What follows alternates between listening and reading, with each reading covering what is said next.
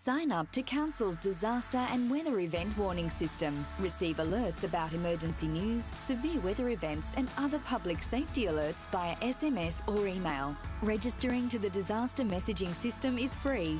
To register, visit Gladstone Regional Council's Region Watch website and click on the Register for Warnings button. Get ready, Gladstone. Take the steps to protect what's most important to you. Let's be better prepared and protected for emergencies and disasters.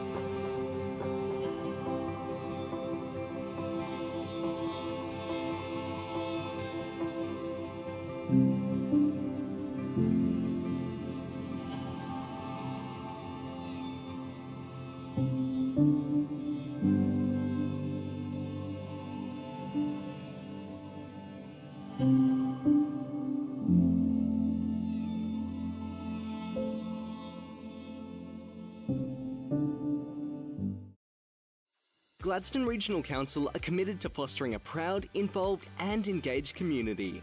The Gladstone Regional Council Community Investment Program provides financial support to local community initiatives, projects and events which promote community connections, regional enhancements, community celebrations and community education. For more information on the Community Investment Program, visit gladstone.qld.gov.au. Gladstone Regional Council. Connect, innovate, diversify.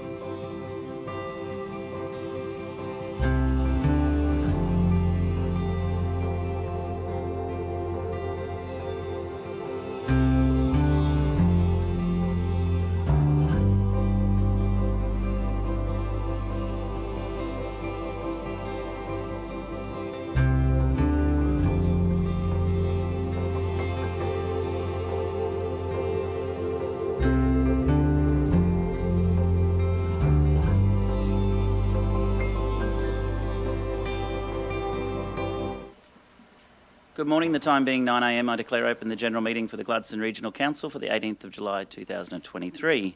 I call for apologies. We have all councillors present, including Councillor Goodluck, Deputy Mayor and Councillor Churchill, who are participating via Teams online. So thank you, councillors. So no apologies. The next item on the agenda is our messages of condolence. And Councillor Goodluck, I believe you have a message of condolence. Over to you. Thank you, Mr. Mayor. Can you hear me there? Yes, we can. Yes, thank you. I'd like to deliver a message of condolence for Neville Maxwell Ricketts, affectionately known as Max. He passed away on the 3rd of July this year, and he had a lovely farewell last week.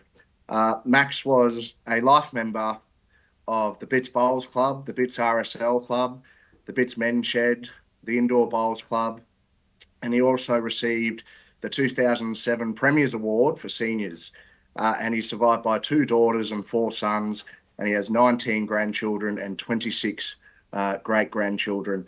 And I'd often catch up with Max at Anzac Day events and down there at the RSL, and he'd always had a really infectious, positive outlook on life, and Max will be dearly missed. So our thoughts are with Max's family and friends. And rest in peace, Max, mate. We'll miss you dearly. Yeah. Councillors, any further messages of condolence? No further messages of condolence. The next item on the agenda is prior notifications of conflicts of interest. Vicky, do we have any? No conflicts of interest. The next item on the agenda is the Mayor's statement on current issues, and I would like to start by acknowledging that we just celebrated NAIDOC Week in the Gladstone region, of course right around the country as well, and congratulations to the NAIDOC committee on putting on some fantastic events across the NAIDOC Week celebrations, including of course the celebration at the front of the council chambers with the flag raising ceremony, the Phillip Street precinct expo and our art gallery exhibition, to name but a few. So well done to the committee on everything they've organised there for NAIDOC Week. We also celebrated a 100th anniversary or 100th birthday for Mavis Penrose. Unfortunately, the weather wasn't kind, so we had the celebration here at the council chambers. So happy 100th birthday to Mavis. We also welcomed 95 new Australian citizens on the 5th of July at our citizenship ceremony at the Gladstone Entertainment Convention Centre. So welcome to all our new Aussies who have chosen to make the Gladstone region their home, and we say welcome. We have a few of those in the room here this morning with us, including one of our councillors or two. Luminous. Well, if you didn't go to Luminous, you missed out, let me tell you. I've heard nothing but great reports from Luminous, including some fantastic feedback we've received via email about our events team, headed up by Bridget, and all the volunteers that put in so much effort to make that 3-day event such a huge success, to the point where next year, councillors, I think we might need to make it a 4-day event, because there's just 30,000 people going through. And well done, Kylie. Obviously, it's you head up the management team, but the email we got was congratulating Bridget and her team. So well done, Bridget and the team. But obviously headed up by Kylie Lee. And even the glow sticks are a better quality this year. There you go. Good quality glow sticks. Well done, whoever organised those. Hopefully we can find environmentally friendly options in the future. We'll see how we go. But a fantastic event nonetheless. And as I said, 30,000 people participated or took part in that event over 3 days. So it looks like 4 days next year. We'll see how we go. People may have noticed Operation or Exercise Talisman Sabre is pretty much getting underway in the Gladstone region now and right across Queensland. It's a biennial event, and it's the largest bilateral training activity between the Australian Defence Force and the US military.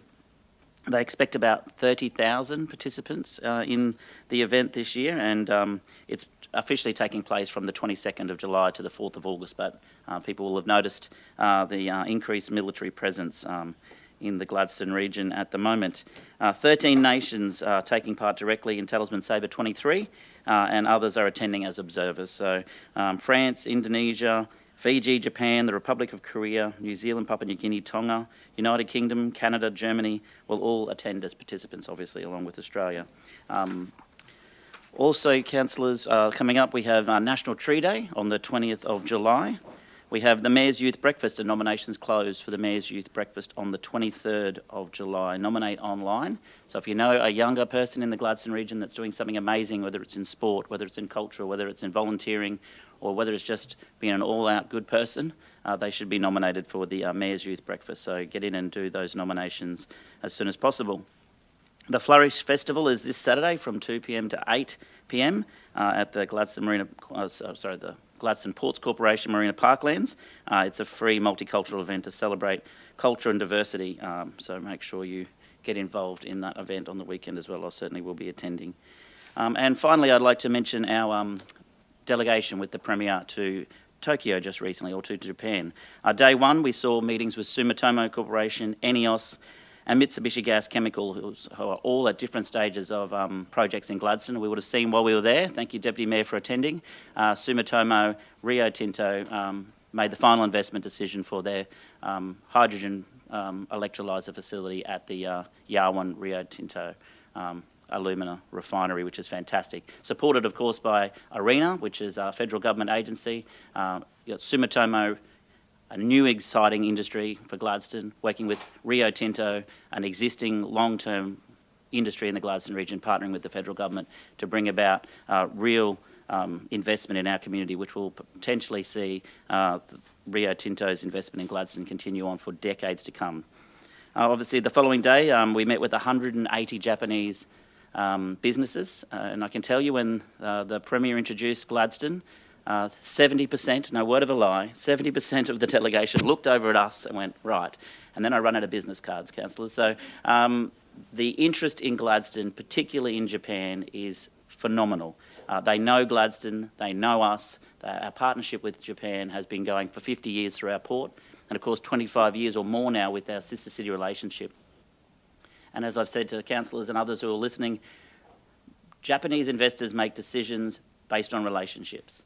If they know they can trust you and they know they can rely on you, they will invest here. They've invested in energy in Gladstone for over 50 years, and they will continue to invest in Gladstone because of our relationships and our partnerships, because of the trust and the loyalty we have with our partners in Japan. And of course, on the third day, we went to Osaka and met with the consortium members with the Stanwell Iwatani project, which is another hydrogen project planned for the Gladstone region too. And this will be a huge investment in the Gladstone region should it proceed, and I'm confident it will. When you partner with Stanwell Corporation, which is a state-owned organisation, and Iwatani and their consortium members, it means that Gladstone is certainly going to be a place to invest. And I think the Rio Tinto Sumitomo investment is just the very beginning of what is to come. We've seen Alpha HPA investing in our region, we've seen Sumitomo, and it's all going to come, and it's all based on relationships and connections we have with our friends in Japan.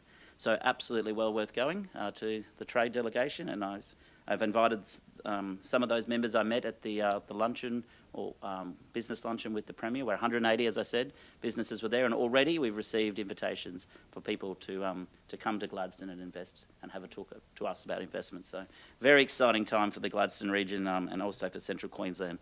Renewable energy superpower is what the Gladstone region will be. All right, councillors, we'll move to the next item on the agenda before we move to our deputation, and that is G2.1, the confirmation of the general meeting minutes for the 4th of July. Can I have a mover, please? Move, Councillor Hanson. Sorry, Councillor Muscat, yes? I was just wondering if we could note my vote on one of the items. I should have actually asked for my vote to be recorded, but I didn't. Would that be possible? Yes, sir. Well, actually, sorry. Well, minutes are a true and correct record of what happened at the meeting, and if it didn't happen at the meeting, I can't. Okay. Well, no, sorry. I thought that we would be able to. Well, I voted against item. You can record your vote against it at a meeting, and you can call for a division, but you can't ask to amend the minutes for something that didn't happen at a meeting. Is that what you mean? Well, what happened was that I voted against it. That's okay, and it would have been on the live stream for the world to see. Yes, okay. So... Sorry, I'm not sure. That's okay. So can we note it in the minutes today that I have requested that and that it's not possible?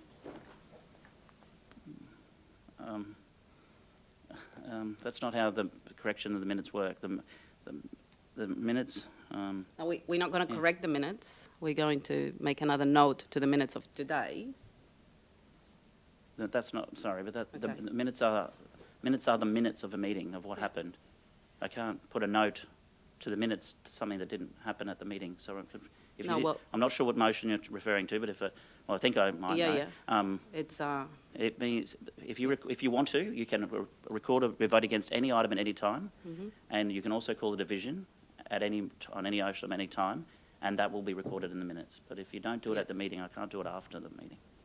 okay. Sorry. And there's no way of adding to the item of today when it says confirmation of general meeting minutes for July 4th, not Yeah. in that item, that I note that any. what Okay. would you Can I don't know. No one's ever asked to do that before. Yeah, so. that's okay. I understand that. My advice, Mr Mayor, would be it's not provided for in the standing orders under our policy, so I'm not sure that there would be provision to allow that to happen, would be my Okay. advice. Yeah. If the table was of a view to amend the minutes of the last meeting, that would be a different approach.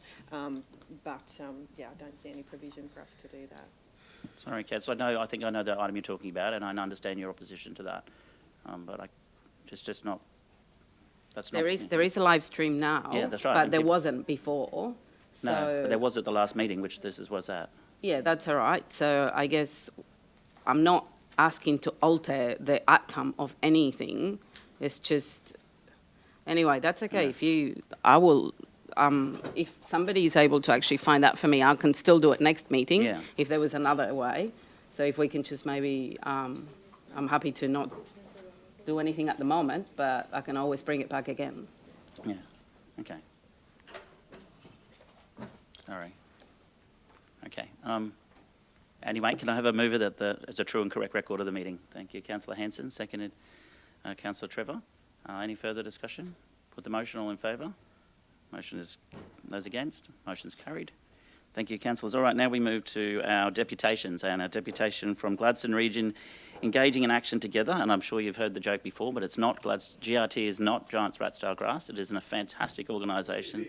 Well, it is, but this is not what they're here to talk about today.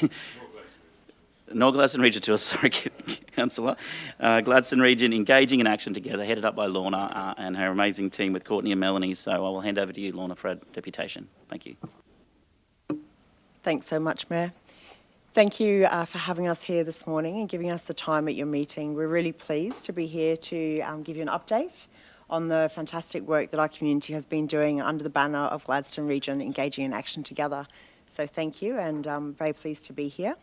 Welcome as well our team members Courtney and Melanie, who are here with us today, and also our leadership group member in the room today, Leanne Patrick, and others that would love to be here, but unfortunately the room wouldn't hold them all.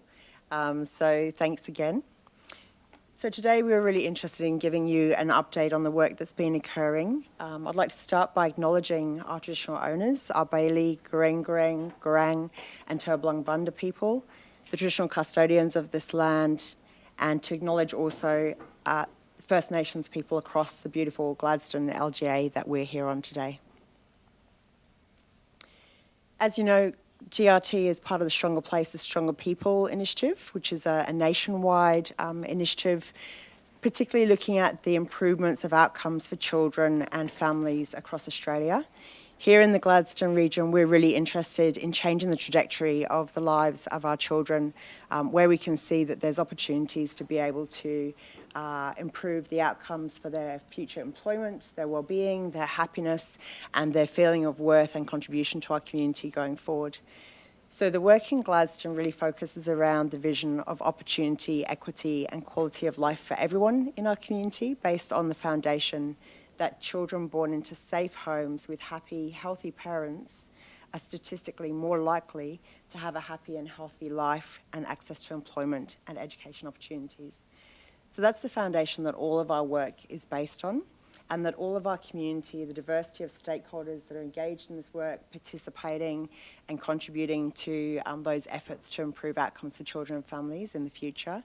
This is the premise that those stakeholders come together under. Now, Gladstone Regional Council is obviously one of a number of partners in this work. It's been really important and really valuable to have 3 levels of government as partners in this work. So alongside Gladstone Regional Council, we have our Queensland government partners and our Commonwealth government partners. And the work under Stronger Places, Stronger People focuses on a collective impact model. And I don't know if you'll remember, but when we came to talk to you in 2021 and introduced this work at a time that our community was deciding whether to partner with state and federal partners in Gladstone, we spoke about the collective impact model and the elements that fall into that model. 2 of them that are really key are making sure that we've got the voice of community behind the work. It has to be community-led and it has to be place-based.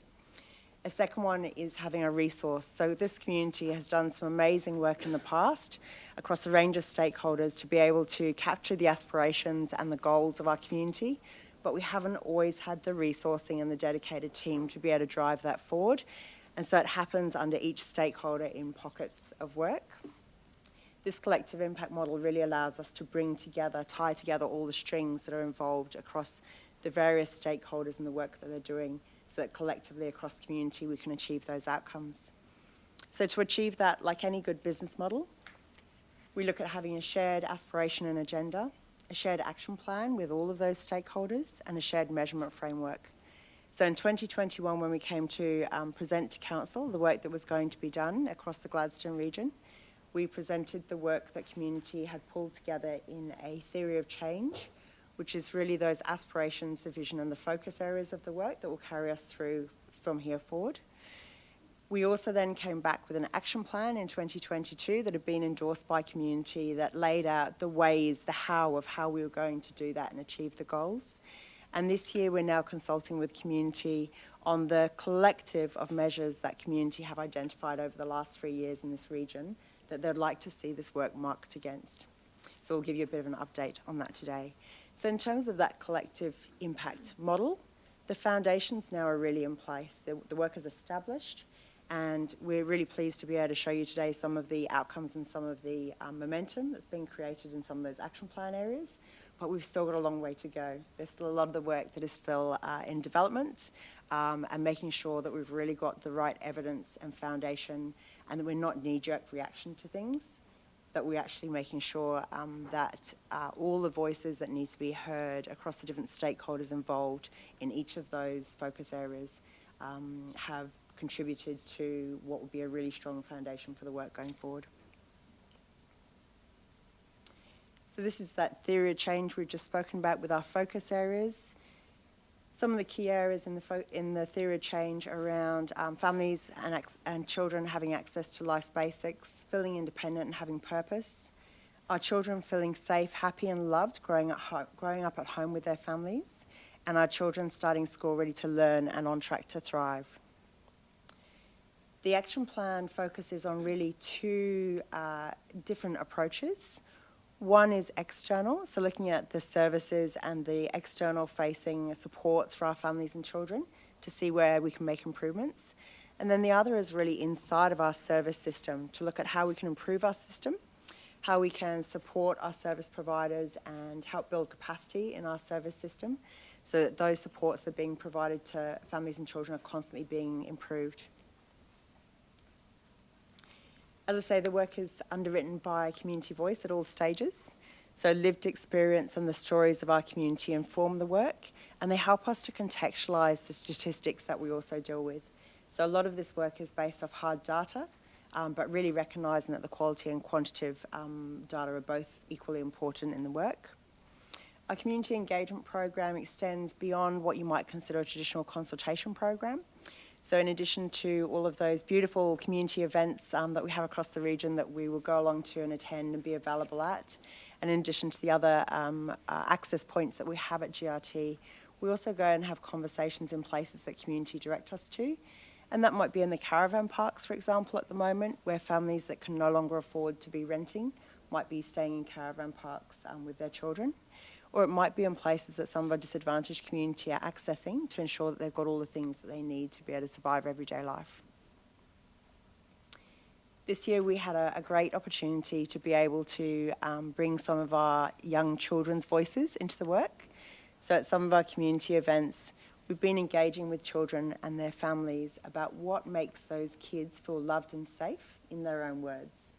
So we're talking about little kiddies all the way from sort of, 2, 3 when they first start to be able to articulate things, all the way through to sort of 8, 9, 10 before they get too uncool to engage. And some of the beautiful things that came out, if I can just give you some examples, this was a favourite, getting kisses on the head at bedtime when I pretend to be asleep. So these are just some of those beautiful things that help us to connect back to the work and why we're doing this. And hearing the voice of our children just helps to make sure that everything that we're doing when we're looking at research and statistics and all those kind of dry elements of the work really helps us to stay connected to the heart part of the work as well. So the Gladstone Region Wellbeing Action Plan, again, designed by community. We've been developing the projects in that action plan for at least the last 12 months, if not more, 2 years. Again, with stakeholders that were already doing really great things prior to this opportunity for Gladstone that came through in 2021 with the partnership with state and federal government for the Stronger Places, Stronger People initiative here in Gladstone. The delivery and implementation is underway across a number of those action plan areas, and as I say, measurement is about to commence, but has been happening in pockets up to now. And then we're also developing further partnerships at the moment, and we'll be telling you about some of those that are already just starting to establish now. So I'm going to hand over to Courtney to tell you a little bit about the work that's being delivered and developed inside of our service system. And we'll start with integrated service system. Thanks, Lorna. So to improve outcomes for our families and children in the Gladstone region, we've been working on a number of actions, and many of those actions, the catalyst was the Referral Pathways Workshop in 2022. And some of those actions include development of a service map for our social services sector, a referral pathways guide for housing, an optimisation toolkit, a suite of practice tools for coordinated case management, and a collaborative approach to training opportunities for our sector. And so far, that approach has enabled trauma-informed practice training as well as culturally informed trauma-informed practice. And additionally, there have been other learning opportunities throughout 2022 and already through this year as well. And what we've seen as a result of those actions so far is increased connections between services, and also that building of shared practice and shared language across our social services. And this is just one example of a Power and Equity learning opportunity delivered by Mark Yedka-Poulsen last year, which helps to raise awareness about power and equity and how this appears when we're working together. So next steps, our focus areas are on developing program mapping, further development of referral pathway guides, and also gaining referral data using our optimisation toolkit to further identify and map gaps. We're also continuing to progress a funding proposal to support our collective approach to training, and this is a pilot to enable identified priority needs to meet the collective needs of sector, but also to assess the gap between training allocations and access to professional development within our region required to overcome skill shortages. And so our funding proposal and this approach, a pilot approach, has the support by a number of organisations here locally as well as our council.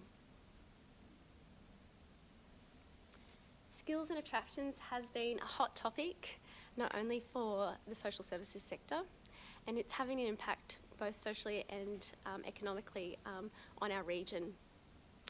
So it made good sense to come together with collaborative partners, including our Gladstone Region Council, the Gladstone Area Promotion Development and Development Limited, the Gladstone Engineering Alliance, and the Gladstone Chamber of Commerce and Engineering to progress and accelerate some key projects, including the Glad to be in Gladstone webpage. You'll be glad you did video case studies and employers toolkit to support the use of these online resources and related recruitment campaign tools. And so far, we've already seen that the profile of Gladstone has significantly improved in online relocation searches. This work in skills attraction started earlier in 2022. And where we are today and next steps, this week, together with our collaborative partners, we are promoting and launching the Gladstone Region Skills Attraction Employers Toolkit through a local campaign. And next steps also include measuring interest in these resources, collating the feedback, both from employers using the toolkit in their recruitment campaigns, as well as from skilled candidates using the resources in their consideration of relocating to the region, and evaluating that effectiveness of our collective campaign. Thanks, Courtney, and I'll hand over to Mel to talk you through data and measurement progress. Thank you, Court. Okay, data. So data and measurement. Data capacity locally is really starting to grow quite rapidly. We have a number of data sharing MOUs with local organisations to be able to grow and widen our data sharing strengths. So there are currently 12 that are either in place or in development. With our data sharing MOUs, we also support organisations to be able to grow their data collection processes. So we are working quite heavily with 3 organisations, right even at that initial phase where we're co-designing data collection templates, right through then to that analysis and interpretation of their data. We are also in submission development of a request for data from government departments. So that has been co-designed with a number of conversations that we've had with our community to be able to inform that data request. So that is a number of different data sets that we're looking for, right from housing to child safety, right through to health. So a number of different data that will be able to inform our work. We are also now analysing government investment data. So that is data that is publicly available, but we are working through it and in a way that the community will be able to understand how investment is allocated here in Gladstone. We have a number of partnerships as well, so Thriving Queensland Kids Partnership, and that is collective work to optimise data requests and data capacity building initiatives across Queensland place-based initiatives. We also now have the Restacking the Odds partnership, so that is at that local level data collection to be able to support improved outcomes and evidence-based decision making. So that is in 3 focus areas, so pre and antenatal care, early education and parenting supports. So what does all of this work mean? We have a number of different data sources and collective work right from that local service data, government data and data partnerships. And this work enables us to get that really clear, holistic view of our data story here in Gladstone. And that will help us to evidence needs and our outcomes and be able to monitor and measure our needs here locally. So data sources and flow. So what does it look like? So things such as census data and service provider data, it gets fed up into government systems. So it's government held data.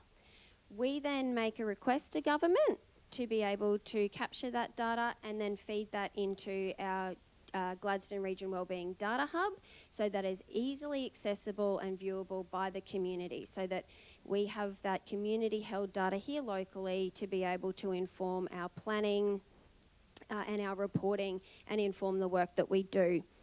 A really important piece of the puzzle, though, is our community voice, which is also fed into our data collection as well. So that's things such as community surveys, case studies, and our storytelling. So that leads us to our measurement framework, which is in development this year. So all of these data pieces come together and the measurement framework captures the measures community have identified to ensure that outcomes achieved through the Stronger Places, Stronger People investment and collective community supports meet community expectations. So, as Lorna said, that is based on 3 years of conversations around what do our measures look like to be able to monitor and measure our community outcomes. And we have also had some consultations this year as well to be able to inform our measurement framework. So some of the components of that are monitoring, measuring and evaluating how our community is doing. And the framework will also be used to assess the outcomes against those priority focus areas that we've already identified in our theory of change. Be able to assess the value of the collective impact of all of the stakeholders in the work, and then be able to assess the effectiveness of the Stronger Places, Stronger People initiative here in the Gladstone region. So the measurement framework will be in draft by next month, so we're working on that. And we will put it out for further feedback as well. But the measurement framework will essentially enable us to be able to monitor and measure and really track how our community is doing long term. Thanks, Mel. So that's just a little snapshot of some of the work that's happening under the action plan. We're really keen to hear your questions today as well, if there's other parts of the work that you'd like to hear about. And certainly we're just starting to get some momentum now as well in providing more transparency and updates on our website. We have a full-time comms role now dedicated to that to make sure the community can see all the time exactly where the work is progressing. A really exciting part of the work that's just occurred recently is that the recognised value of the way that this work is occurring over the last 3 to 5 years in the first round of the Stronger Places, Stronger People funding has meant that federal government has just recently announced that they're going to extend the funding. So where we were funded in the Gladstone region to June next year, that funding's now been extended to June 2029. So that gives us a nice 6-year clear run to be able to really get some momentum and some outcomes on our action plan. So we're thrilled to see that level of commitment from government. In addition to extending the funding program, the federal government also recognised the work of communities in developing action plans. And because Gladstone is one of those communities, one of the 6 communities under the Stronger Places, Stronger People initiative that had developed and endorsed an action plan for our community, Gladstone is also included in a number of other funding opportunities and supports from federal government.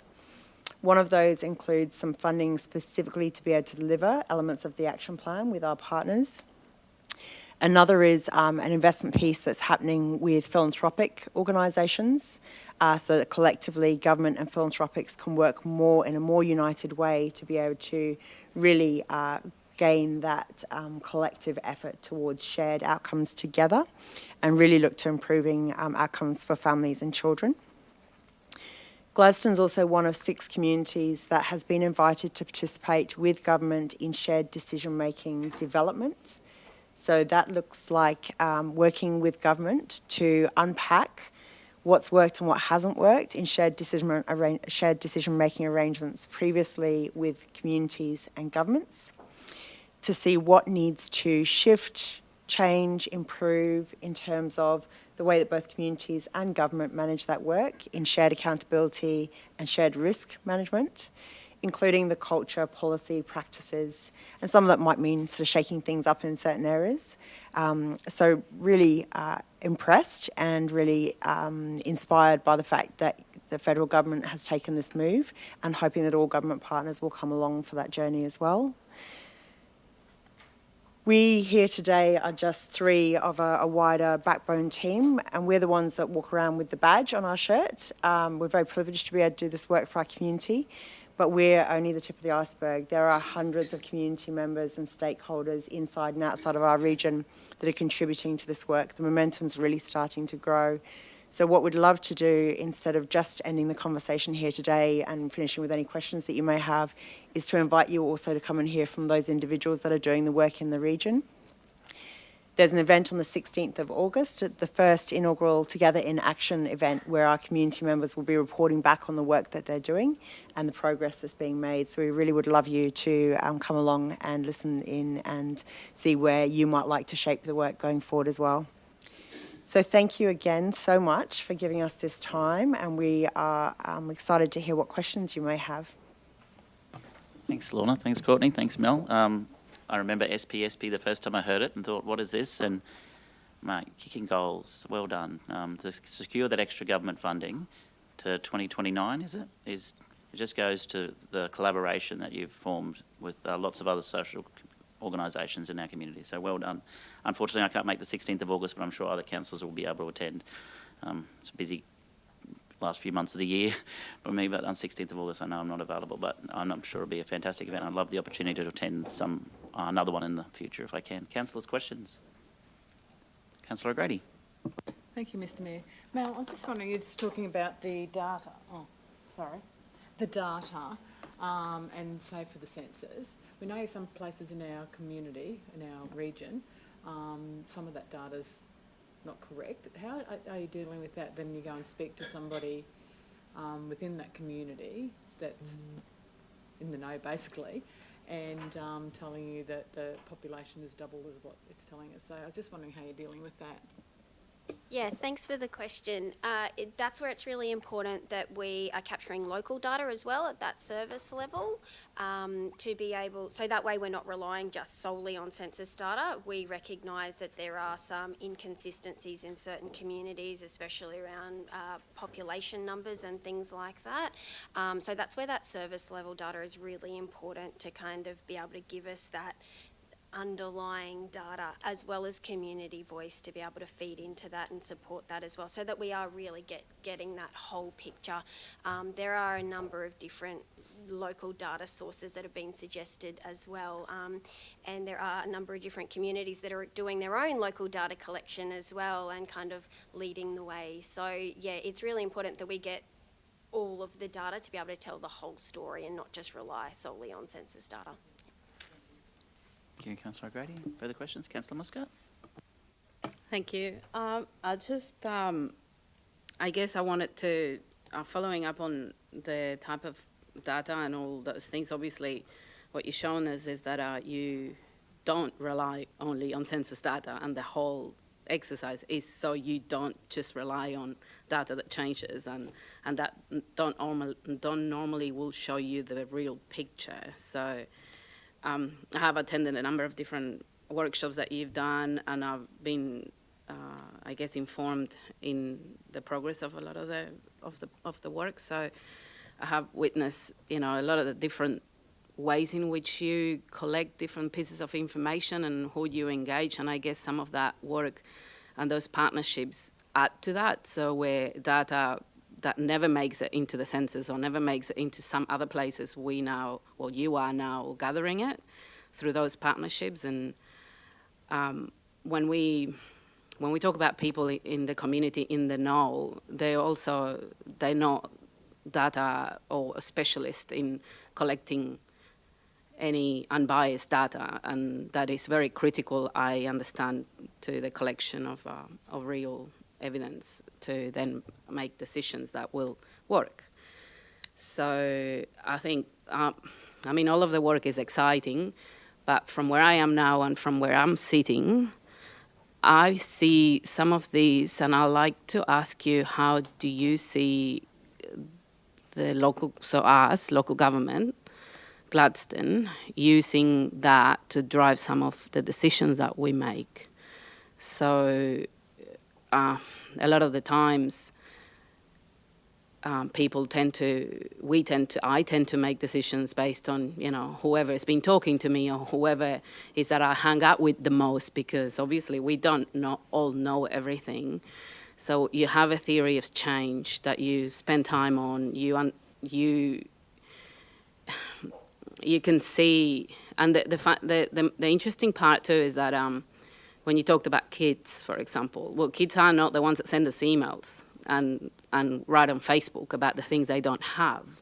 But you are capturing some of that. So that doesn't mean it doesn't exist. And your theory of change very well and justifies says that the community that we're all after, a healthy, empowered, healthy, educated, et cetera, community starts in where you actually mentioned it as your theory of change. So how do we incorporate some of these findings to make sure that our investments are actually providing the return or better return on investment or the right return on investment? Also, trying to avoid the fact that sometimes we invest and we don't, unintentionally, we actually create other things that then we have to deal with later.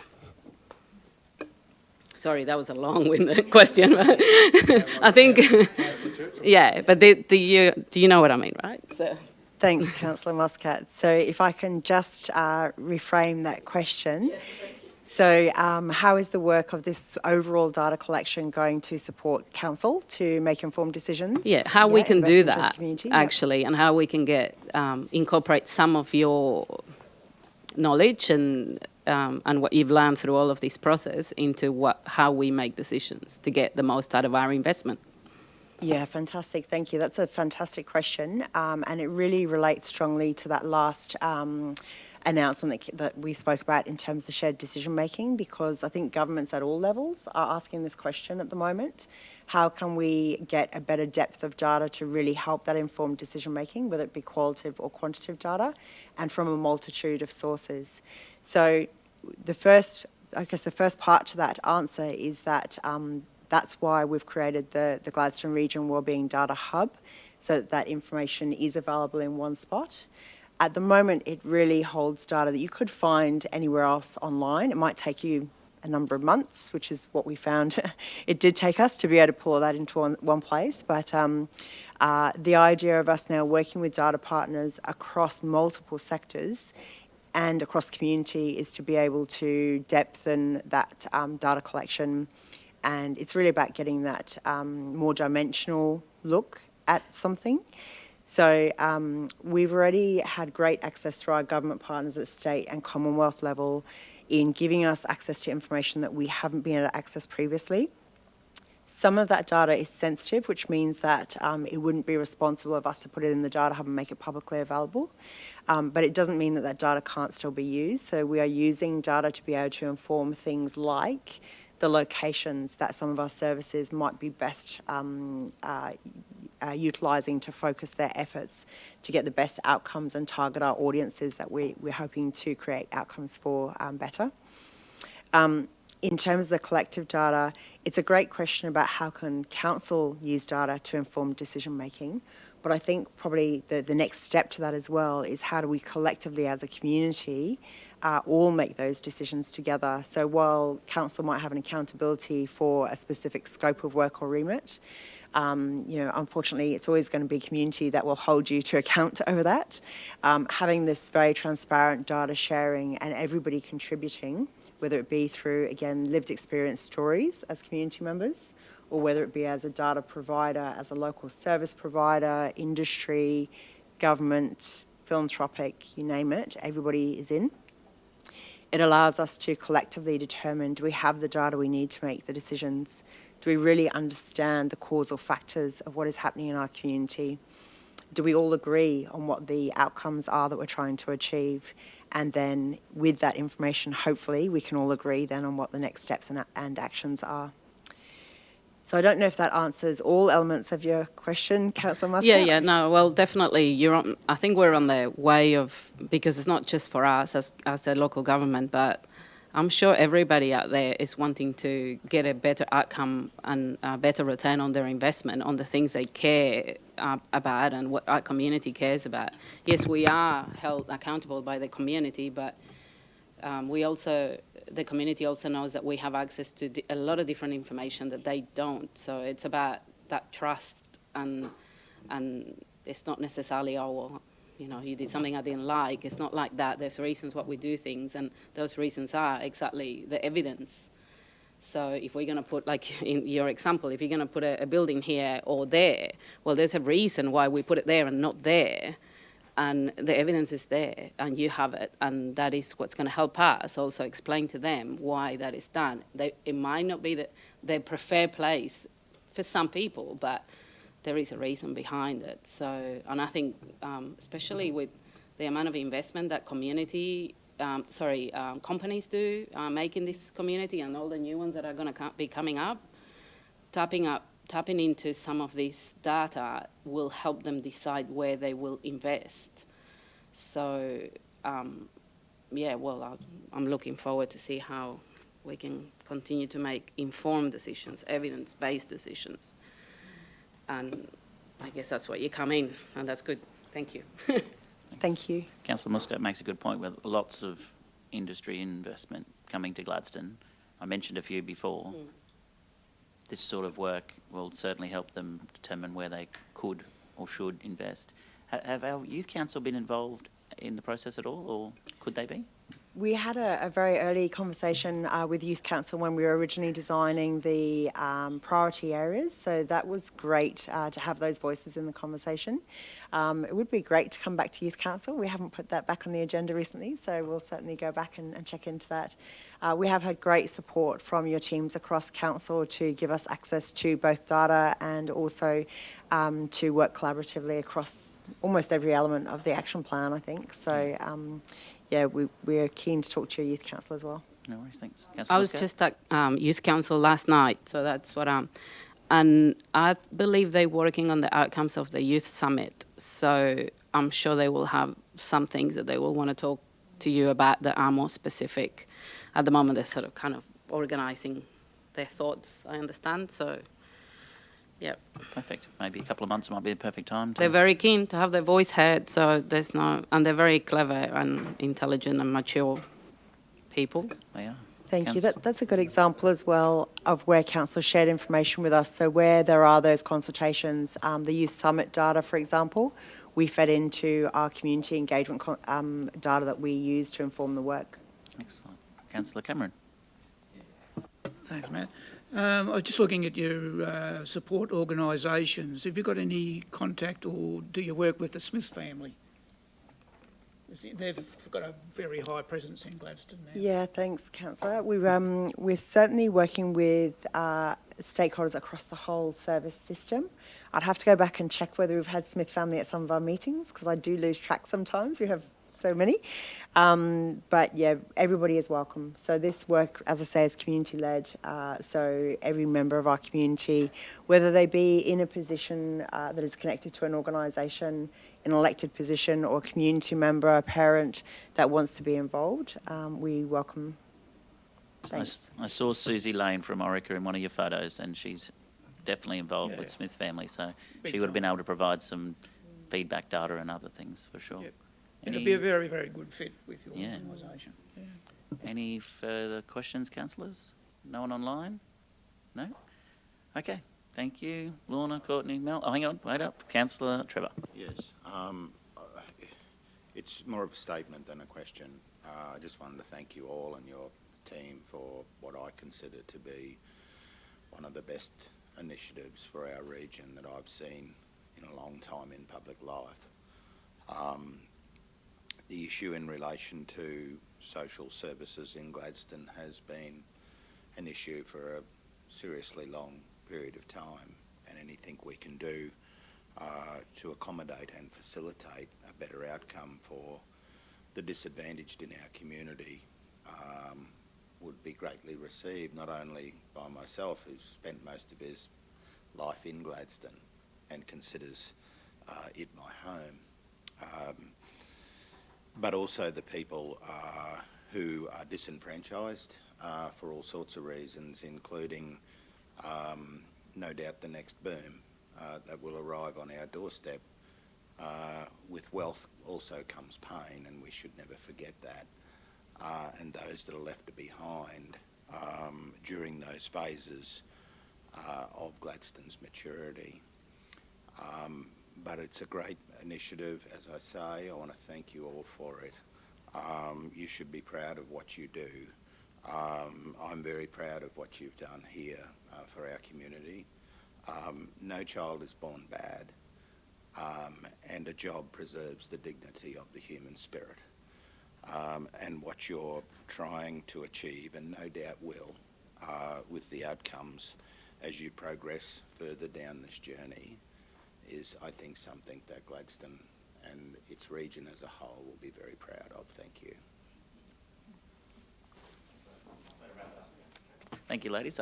Lorna, last words from you? Just thank you so much for your time and for your continued support of this work for our region.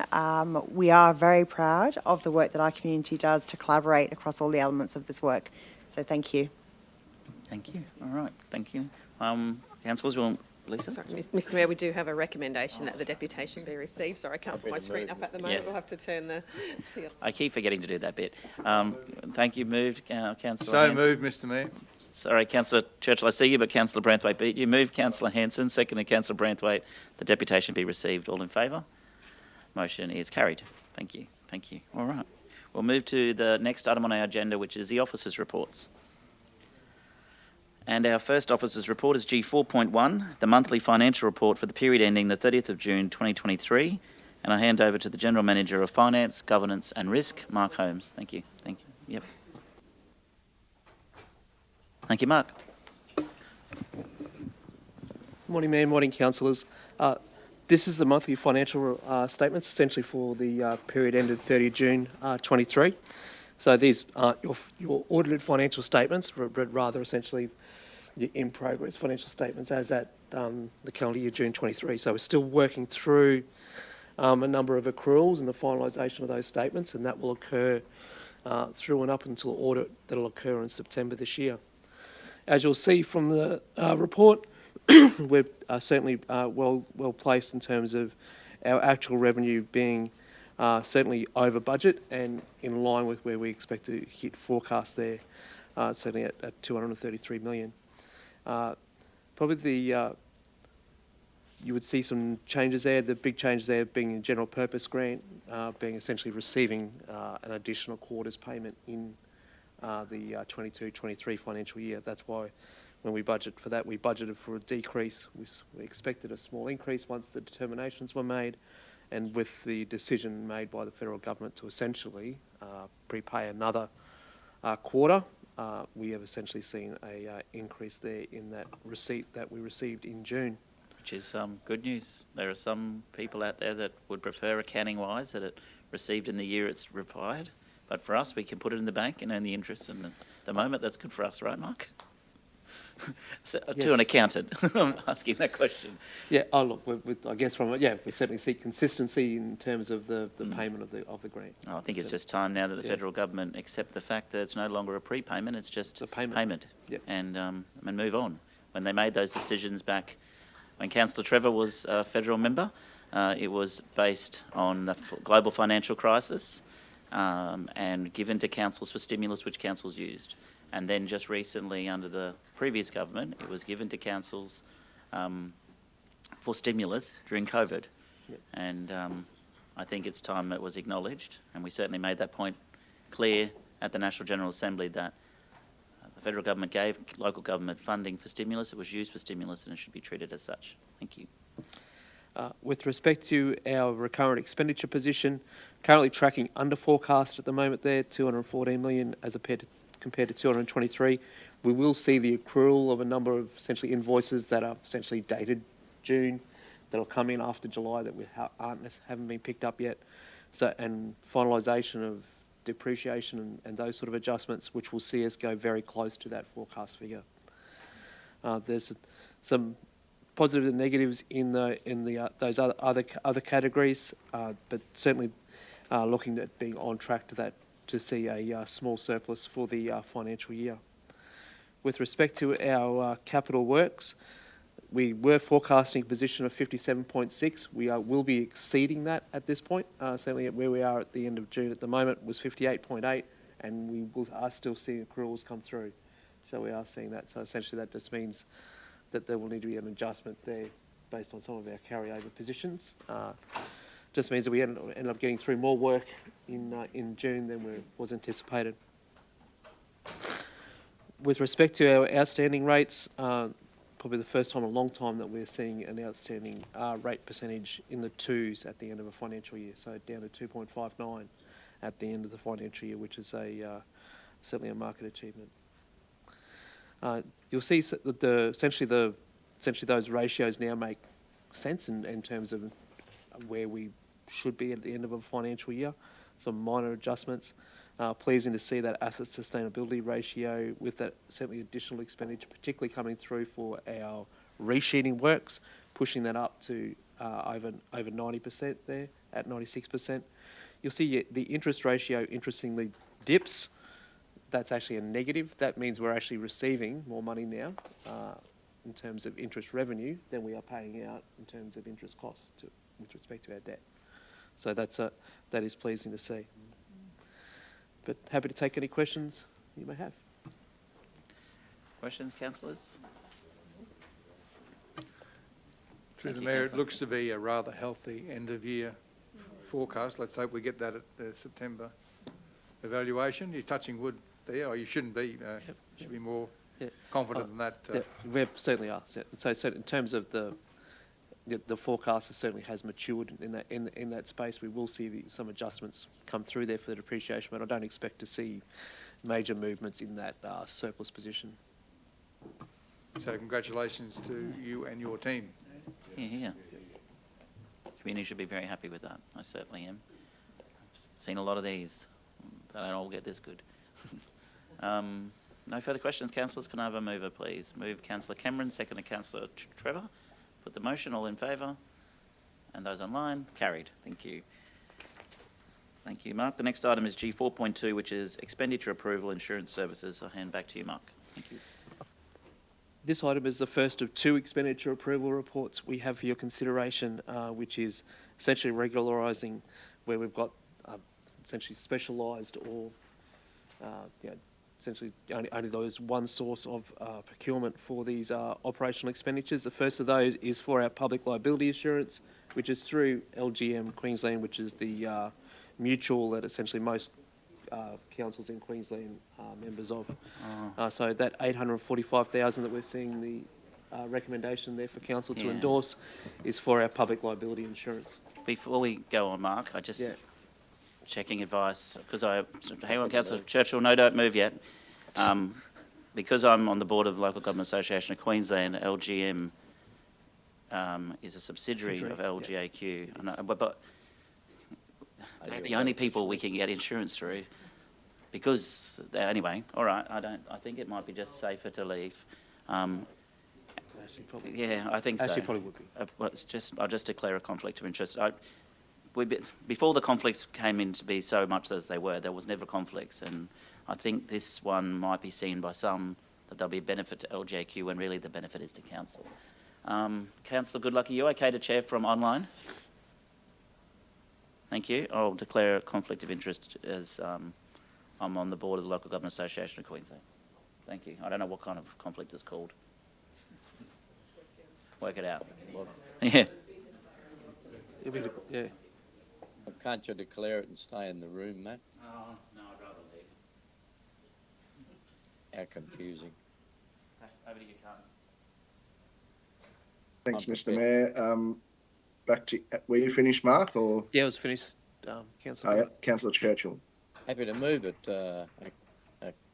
Chair. Move Councillor Churchill. Have we got a seconder? Councillor O'Grady, I can just see you're really small on my screen. Moved Councillor Churchill, seconded Councillor O'Grady. Was there any further questions, councillors? No, we'll put them up. I've just got one. More of a question of what it. I know we're buying this collectively through LGAQ or LGM. What was it beforehand? Was it a huge figure before? Like this is a monumental figure. So this is a self-insurance. So we worked through. So that's actually a minor reduction. A minor reduction. Yeah. So it's generally in and around the $900,000 for our public public liability insurance. So the collective buying power is with the council. And essentially does depend on essentially the market movements and essentially the reinsurance market. Yeah. So whilst we saw a minor reduction in this, our property insurance has gone the other way though. Yeah. Okay. To do with valuations. Thanks, Mark. I don't have any other questions. Thanks, Councillor Bransford. I was going to come in there this morning, but I've got the flu and tonsillitis, and Mayor Matt told me yesterday that under no circumstances am I to come in and sit next to him. So that's why I'm online. And you're obviously also sitting next to me, and I don't want your coughing and spluttering around me. Which is fair enough. But we got a mover in Councillor Churchill, seconder Councillor O'Grady. I'll put the motion. All those in favour? And that's carried. Thanks, Mark. We'll invite the Mayor back.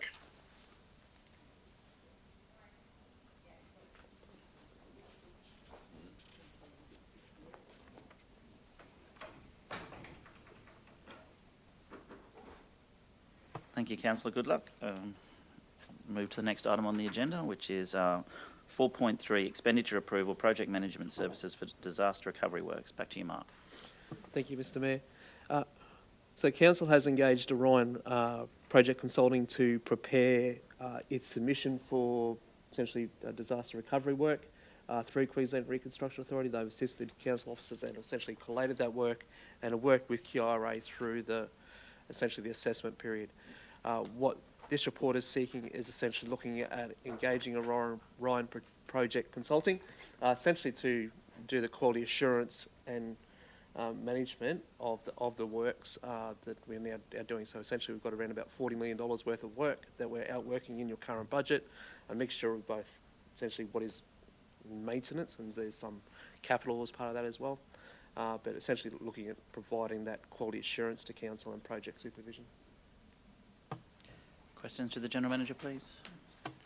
Councillor Happy to Hanson. move, Mr Mayor. Thank you. Move Councillor Hanson, seconded Councillor Branthwaite. No further questions, comments? Put the motion. All in favour? Thank you. Carried. G 4.4, council attendance and conferences in 2022-2023. Back to you, Mark. I'm not sure how you got this one, but anyway. Yeah, happy to take you through, but we'll probably throw it back and open up to councillors, but this is seeking the expression of interest for councillors to attend 2 conferences there that are outside of Queensland and therefore require a resolution of the table. So we're looking at whether there's an interest there to attend the Parks and Leisure Association National Conference and then also the National Local Roads Congress as well. Obviously, as the Vice President of the Australian Local Government Association, I would be attending the National Local Roads and Transport Congress and happy for other councillors to attend. And I know Councillor O'Grady definitely, and I think maybe Councillor Muscat also are interested in attending the Parks and Leisure Conference. So over to you, councillors. Councillor O'Grady. Yeah, thank you, Mr Mayor.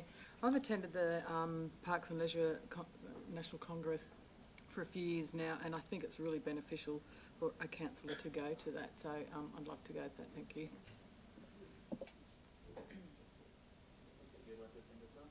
I just mentioned it. I just couldn't remember. We do have informal conversations every year, and I just didn't remember. But so I was wondering if anyone had put their hand up, and I'm happy for Councillor Leslie to go, as she was the one that requested to go first. But if she wasn't keen to go, I would be happy to go too. But that's okay. All right, okay.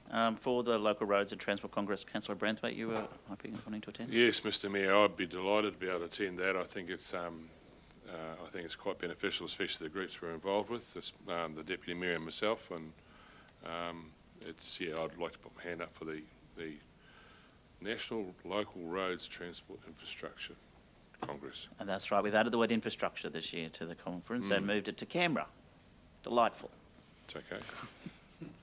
It's better around the country. I preferred it to be moved to the smaller communities around the country, but anyway, it worked out. And last year's conference, we actually put up a proposal that we'd host it in the beautiful Gladstone region, but they want to go to Canberra. They do want to go to Canberra. And one vote on the board. It was not enough to, unfortunately. But anyway, it is what it is. I support the resolution of the board to host it in Canberra. Any other councillors like to attend, Deputy Mayor? Mr. Mayor. Roads are very important. Love to attend. Unfortunately, that time I've got my 3 young children on that week. So if there's anyone else that would like to attend, I know both myself and Councillor Branthwaite are on the Regional Roads and Transport group. So Councillor Branthwaite, I'm sure, will be able to represent us all in that capacity quite well. But if there's anyone else that wants to attend, I'm more than happy for someone else to take that one this time. Thank you. The time is 6th to the 7th of September. It's a very important conference. Councillors, local roads and transport and infrastructure is some of the most important things we will do. Well, we already have you going, Mr. Mayor. Yes. And we also have one councillor going, Mr. Mayor. That's all we usually send. Just checking. If anyone else wanted to attend, Councillor Muscat. I have never been involved in sort of this part, and I guess if I'm lucky to be re-elected next year, I would like to also, put my interest out there that I like to be in some of these groups. So if it was possible, I would love to attend. I have no problem with that. Councillors, does anyone? No? Okay. Well, then the recommendation would be that Councillor O'Grady attend the Parks and Leisure National Conference, and that myself, Councillor Branthwaite and Councillor Muscat attend the National Local Roads and Transport Congress. Can I have a mover for that, please? Thank you, Councillor Trevor. Seconded by Councillor Cameron. Any further discussion? Put the motion all in favour. Motion is carried. Thank you. Thank you, Mark. Speaking of marks, the next item is G4.5, and it's a request for increased donation to public halls in the Boyne Valley. And I'll hand over to the General Manager of Strategic Asset Performance, Mark Francis. Thank you, Mark. Thank you, Mayor. Good morning, councillors. This report provides you an opportunity to consider a request that was made to the Mayor to increase the donation which Council resolved in 2015 to make to 4 community associations, Yabobo Progress Association, Naguran Progress Association and the Billy and Many Peaks Community Development Committee and the Lowmead Hall Committee for making the halls, the toilets in their halls available to the public. In 2015, it was recognised that this is a valuable community service that was provided, and Council resolved to make a donation towards the cost of making those available to the public of $1,500 per year. That's payable on invoice from the associations. Subsequent to a community meeting in the Boyne Valley, there was a request made to the Mayor in the context of changes to the responsibilities and obligations for incorporated associations to tender the work and to ask Council to meet the cost of that tender.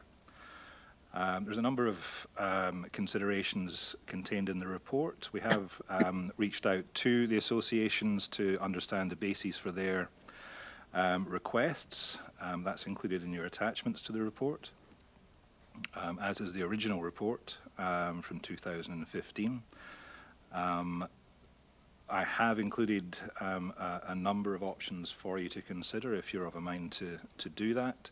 The recommendation is in keeping with your original resolution, since there isn't another one on the books, and that is to recognise that there has been an increase in costs, an increase of contribution in line with CPI, including a back payment for cumulative inflation since then to keep the resolved donation in line with today's monetary value. Happy to take any questions. Thank you, Mark. Questions to General Manager, please. Councillor Hanson. Just firstly, through you, Mr. Mayor, what is the value then per year of our contribution? What will it be up to now, considering we've got inflation on top of the $1,500? The value of $1,500 resolved in 2015 is $1,904 today. Per year? Yeah. To the association, plus back pay? Back pay accumulates to... Plus back pay? So if somebody... The back pay element To have kept track with inflation, there's a gap of $1,208 per association. And if we were to resolve in line with the recommendation, the 2023's invoice would be for 1,904 plus that back pay of 1,208, and it would adjust in line with inflation moving forward.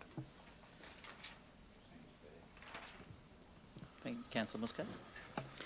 Thank you, Mr. Mayor. I actually thank you for trying to work something, Mark, and it's obviously a difficult situation.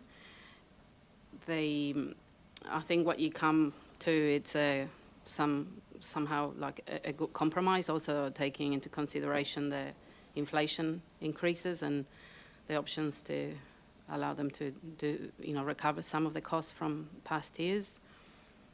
I am a little concerned. I mean, we don't adjust for inflation for everything out there, like in general.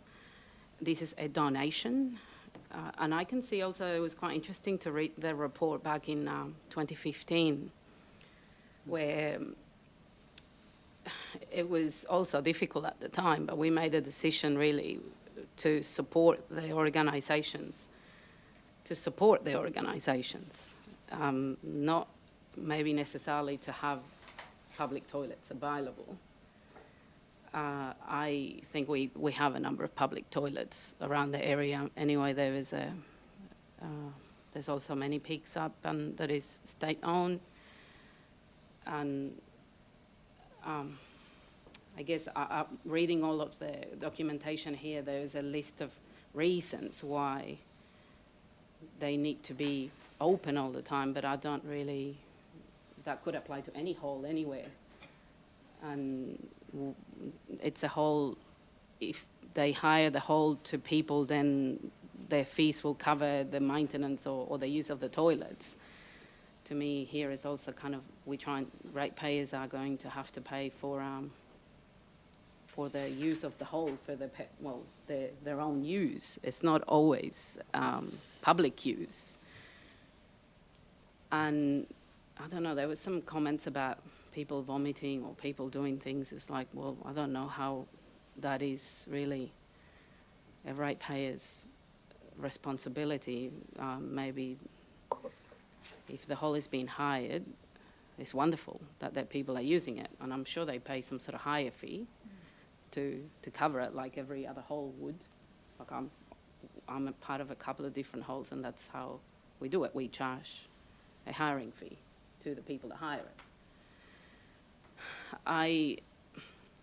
Again, it's interesting, the report back in 2015, and I guess it's just a reminder for us to see what decisions then carry historical consequences, because at the time it was good, it was an act of good faith to support the halls with the consumables and some sort of help for them to have the toilet open because they wanted it.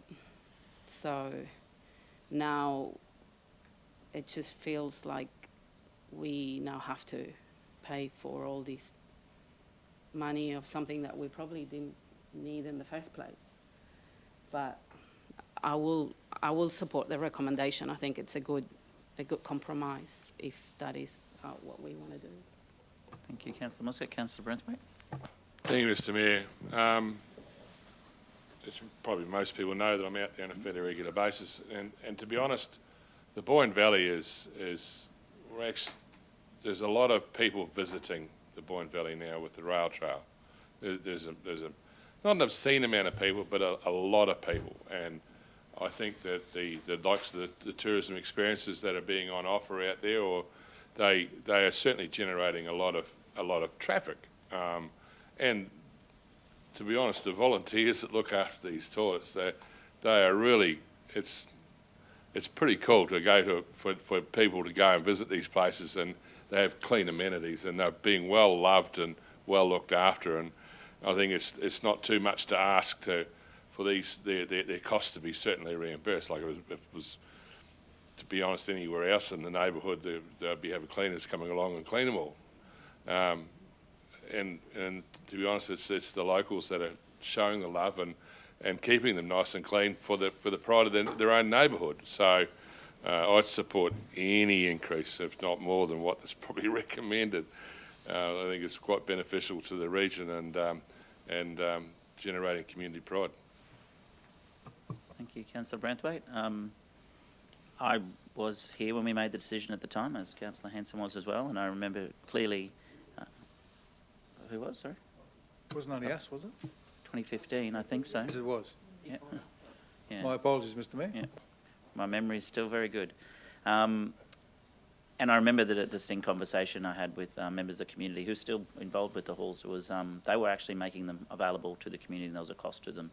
And we were supplementing that cost because they said, well, lots of people are using these as public toilets, so could you help with the toilet paper and all the rest of it? We said absolutely, and I think it was a good decision then. I think this is a good recommendation now. My only addition I would like to consider is the Calliope Historical Village do the very same thing, especially since we've not have toilets available at the Calliope River at that side. I know on the other side there is. So I think, and I have mentioned this before, I think we could accept this recommendation and offer the same. No, there's no, obviously you can't maybe not offer a back pay to the Calliope Historical Village because there's been no agreement in the past, but I think they offer exactly the same service on the Bruce Highway that these other halls offer, and I absolutely accept, especially, I know Lowmead, you know, there's a long way between spots to stop there in Lowmead, and when you consider, we actually had the toilets that we managed at Futta Creek at the time, and was what council was doing, so these other halls were providing a service for very little amounts of money. I think what the recommendation here today is fair, but I do think we should include Calliope River Historical Village as well. Councillor Muscat. Thank you, Mr Mayor. I think they're all great ideas.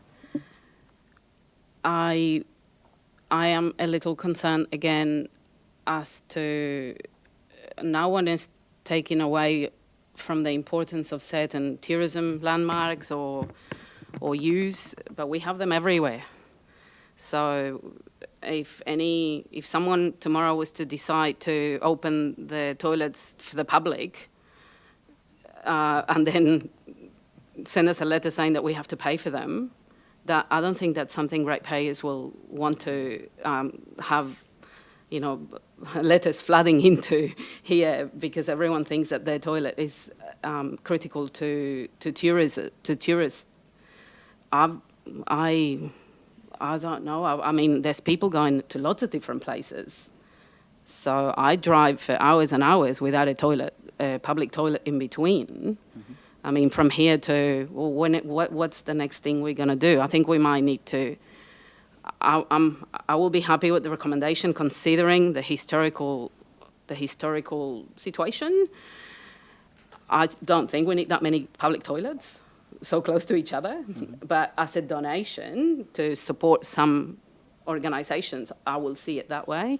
But maybe if we can, in the future, have some more clarity around what we do in relation to public toilets. So we have, I don't know if we do have some sort of a policy or because I don't think we would set a great precedent by just letting people decide that their toilet, it's critical for the tourism influx that is coming. Again, we just talked about evidence-based decisions and data and what's the return on investment. And I think we need to be making decisions based on some more data and standards too.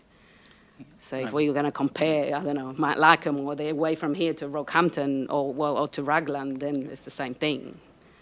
Or down south, for example, between Miriamvale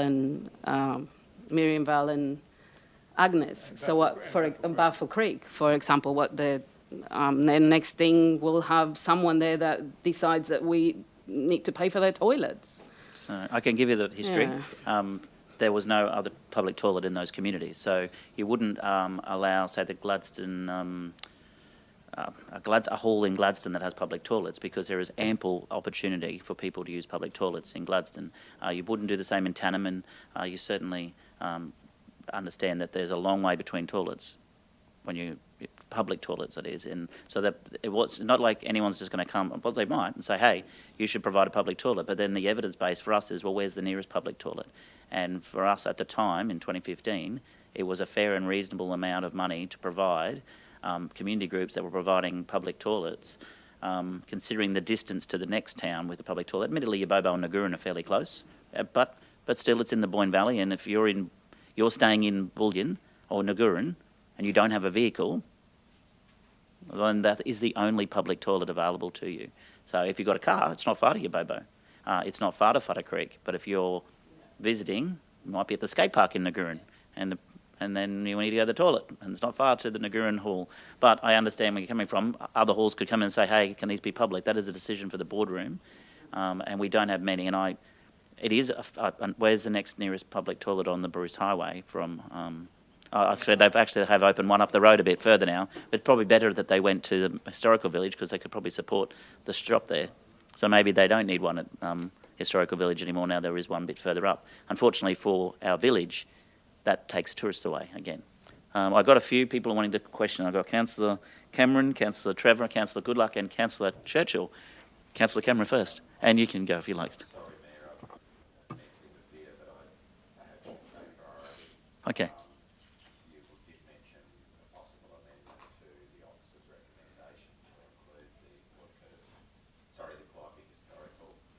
Yeah. And in relation to that, I have a clerical conflict of interest in that I am the honorary solicitor who acts for them gratis and not for the board. That's what an honorary solicitor does, as you know.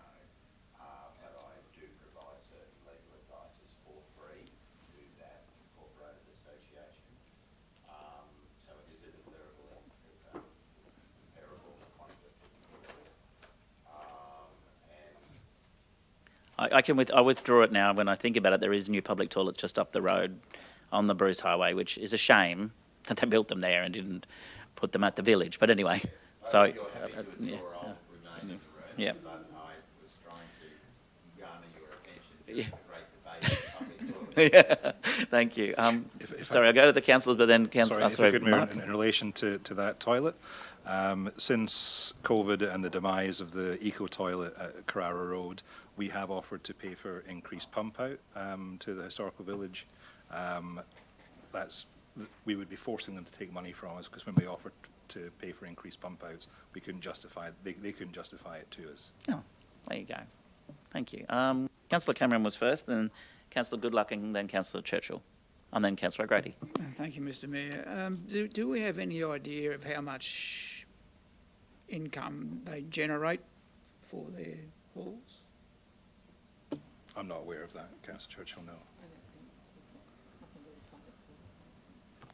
No, but they're asking for an increase in finances to help with the cleaning of the halls. Should we not know how much income they generate to help them finance these things? Possibly. The income they generate would be when they hire them out and then they make the toilets available. This is for them to make the toilets available when they're not hiring them out. Yeah, I understand all that, but they have got some income that they can use for cleaning. Yeah. It's the point that I'm making. Yeah, and we do have another hall donation as well, which covers. Yeah. This isn't the only donation we give. We give a generic hall. Like, how much is it, Mark? A generic. Yeah, we just increased it to $2,000. Yeah, but that's for consumables, really, isn't it? Well, it's to help with their insurance expenses was the original thought of the $2,000. Yeah. Rates. And rates. Yeah. Now, look, I can see why they want to use contractors to abrogate their responsibility, for taxation, superannuation, insurance and all that sort of business. But are they... They're not being paid, are they, these people? They're volunteers. That's right, yep. But anybody can be employed if they've got an ABN number. So... but they're not being paid. This is the thing. They're No, volunteers. I'm just saying in future, if they wanted to employ someone, all they have to have is an ABN number. Yeah. And they So do have... for taxation purposes. Yeah. In the past, they have employed people to clean the toilets instead of using volunteers. it is referenced in one of the pieces of correspondence they have been paying someone to do some cleaning. So. I think that we just got to go back to the question, as in they asked us to cover all of the costs for a contractor, and I think that's not economical for anybody, especially when there's a costing that is for each individual one, not even one that is to cover the three of them. I don't understand why that hasn't even happened. I also have questions about the representation on that, but that's okay. We don't need to go into that. This is a request to increase support to maintain those things, and I think we have come to a great compromise where we are accounting for a bit of an increase, and we still maintain the status quo, which if it was a different situation, I'd probably review that as well, but in this case, I'm happy to continue it. But sorry, I don't want to take... Yep. That's all right. I got Councillor Cameron still, or thinking through another question? I'm thinking. I may come back. Okay, thank you. Councillor Goodluck, then Councillor Churchill. Thanks, Mr. Mayor. Yes, they do. They have been paying someone, and that's perfectly understandable because if you're a volunteer on a committee, you're not going to clean toilets all year round that are getting more and more use without some sort of remuneration. And even then, I understand there's some struggles that, associated with that. It's noted in the report, Mark, the cost for the Tanner RSL toilets were $5,500 a year, roughly.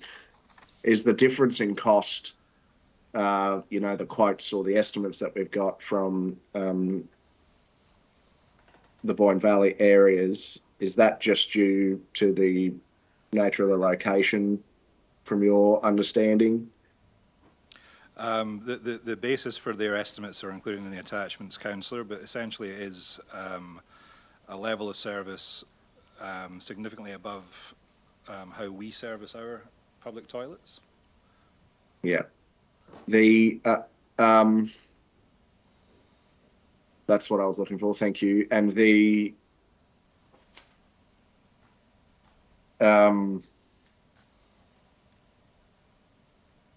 sorry, I lost that last one there. You blew me out of the water, Mark. Well done. It doesn't happen that often. I've got something else there. It'll pop back in a minute if you want to go to Councillor Churchill. Okay. Wow. Thank you, Councillor Well, Churchill. that's very unusual, Councillor Goodluck, that you've been blown out of the water. Councillor Churchill, that's you. That's over to you. Oh, okay, then look, thank you for that, and that'll give Councillor Goodluck a bit of time to think about it. Go back to Councillor Trevor's comment. This could be seen as the great debate on public toilets, but I just wanted to add my side to it. I heard what Councillor Branthwaite talked about there before when we talk about increased numbers going into the Boyne Valley and that sense of pride, but I think we also need to put this in perspective, is trying to understand there is a difference between community toilets and public toilets. And I speak about that, I suppose, using the Memorial Park, and there's a number of other examples around the region. But what the Progress Associations have done in the Boyne Valley is they've brought this now to our attention, and we probably need to give some further consideration, perhaps not today, but going forward in relation to policy, because I know, for example, that, the difference between a public toilet and a community toilets are predominantly in a facility, managed, operated and cleaned and cared for by those relevant organisations. And I'll use basketball and perhaps the PCYC and netball, etc., etc. But when we talk about toilets, I think we need to understand what the importance is in relation to the toilets, because the public toilets are not just about providing a service because there's an increased number or there's some visitors there. Public toilets are actually fundamental to human dignity, and perhaps others have had those examples where the mere male, perhaps by virtue of circumstance, can go and do what they need to do. But and I talk about that fundamental principle of dignity, whoever in the human race needs to have a safe place where they can go. The other part of it is public toilets are good business sense. They add to that sense of community. Well, I think the other part of it is that public toilet, and that's what I'm saying, there is a difference between public toilets and community toilets, and public toilets are fundamental and contribute to good public health.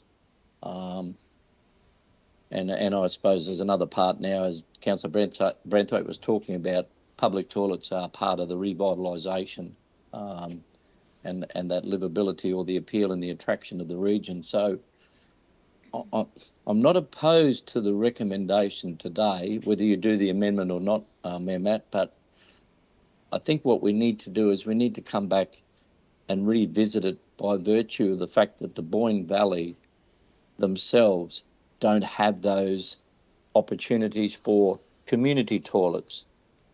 And what is local government's responsibility in relation to the delivery of public toilets based on those key points I just made there before? Because, interestingly enough, Councillor Trevor, the great debate of the public toilets, that universities across the nation have done extensive research on community toilets and public toilets. You know, the benefits and the threats and everything else that comes with it. At the end of the day, they do come at a cost. And I'll make my final comment. We need to be very mindful that public toilets, in actual fact, we don't want those volunteers being exposed to unnecessary risks in those public toilets as a result of miscreant users that may end up be a liability or litigation to council. So I'm not opposed to the recommendation today, but I think appropriately we need to do a little bit more work in relation to public toilets and or community toilets in relation to our policy. Thank you. Thank you, Mayor Matt. Thank you, Councillor Churchill. Councillor Goodluck, go back to you to finish your questions, and I'll have Councillor O'Grady and Councillor Muscat. Thanks, Mr. Mayor. Mark, the commentary in the report around the legislation changes, I did have a read through of the attachment. I might have a bit of brain fog, mate, but I couldn't really ascertain comprehensively what they were referring to. But it says that the committee cannot undertake the duties involved in having employees do the work. Is that your understanding of the legislation, or is that not something that we have looked at? We have looked, sorry, Councillor, we have looked at it briefly. As I've said in the report, those obligations on the management committees has no impact on our obligations as council. So it is an interpretation of those law changes, but just recalling the previous discussion, that I think the current arrangement where these halls have been in effect employing somebody, as in paying somebody to deliver a service, means that under the new obligations on those committees, they probably do need to formalise that, otherwise they are at risk of taxation and superannuation considerations. I think it's a fact that the way they currently service their toilets cannot continue, and they need to consider a change in how that's delivered. So I think that you know, at the end of the day, we've got public toilets there that are open for community use, serviced by these volunteer committees. If they were to say, well, look, we're just not going to do this anymore because it's not, you know, we can't recover our costs, we can't find the people for whatever reasons. If they were to say, just close them off to the public and say, look, keep your $1,500 a year, council, thanks but no thanks, what position does that then leave council in? Do we have an expectation then from community members and many people visiting the area, etc., that we then go and have to go and install other completely council-owned public toilet facilities? We need public toilet facilities in these areas, don't we? So I think there's a valid point there. I'm leaning towards the officer's recommendation with the increase in CPI and the back payment. Sorry, but I do think that we probably need to have a broader look at this and maybe some more discussions around how we can collaborate to ensure that we can keep these facilities available for the public. Thank you. Thank you. Councillor Goodluck. Councillor O'Grady. Thank you, Mr. Mayor. I just want to clarify a few things. You might look at it and say there's three public toilets in the Boyne Valley. If you drive from Marianvale and going... There's more public toilets than that on the drive. There's two more. There's two more. Yes, I can understand that, but can you hear my reasoning? Thanks. Yeah, I just wanted to clarify the facts that there are five public toilets. These are the three that we're talking about, okay? So if you drive from Marianvale, the first public toilet you come across if you're going to the Burnett Highway to Monto is at Bullion, so that's the very first. So that's a 45-minute drive. So if you're at Corumbat Tops and you come down Cedar Vale Road and you get to Bobo, that is the very first toilets, right, which is at least an hour drive.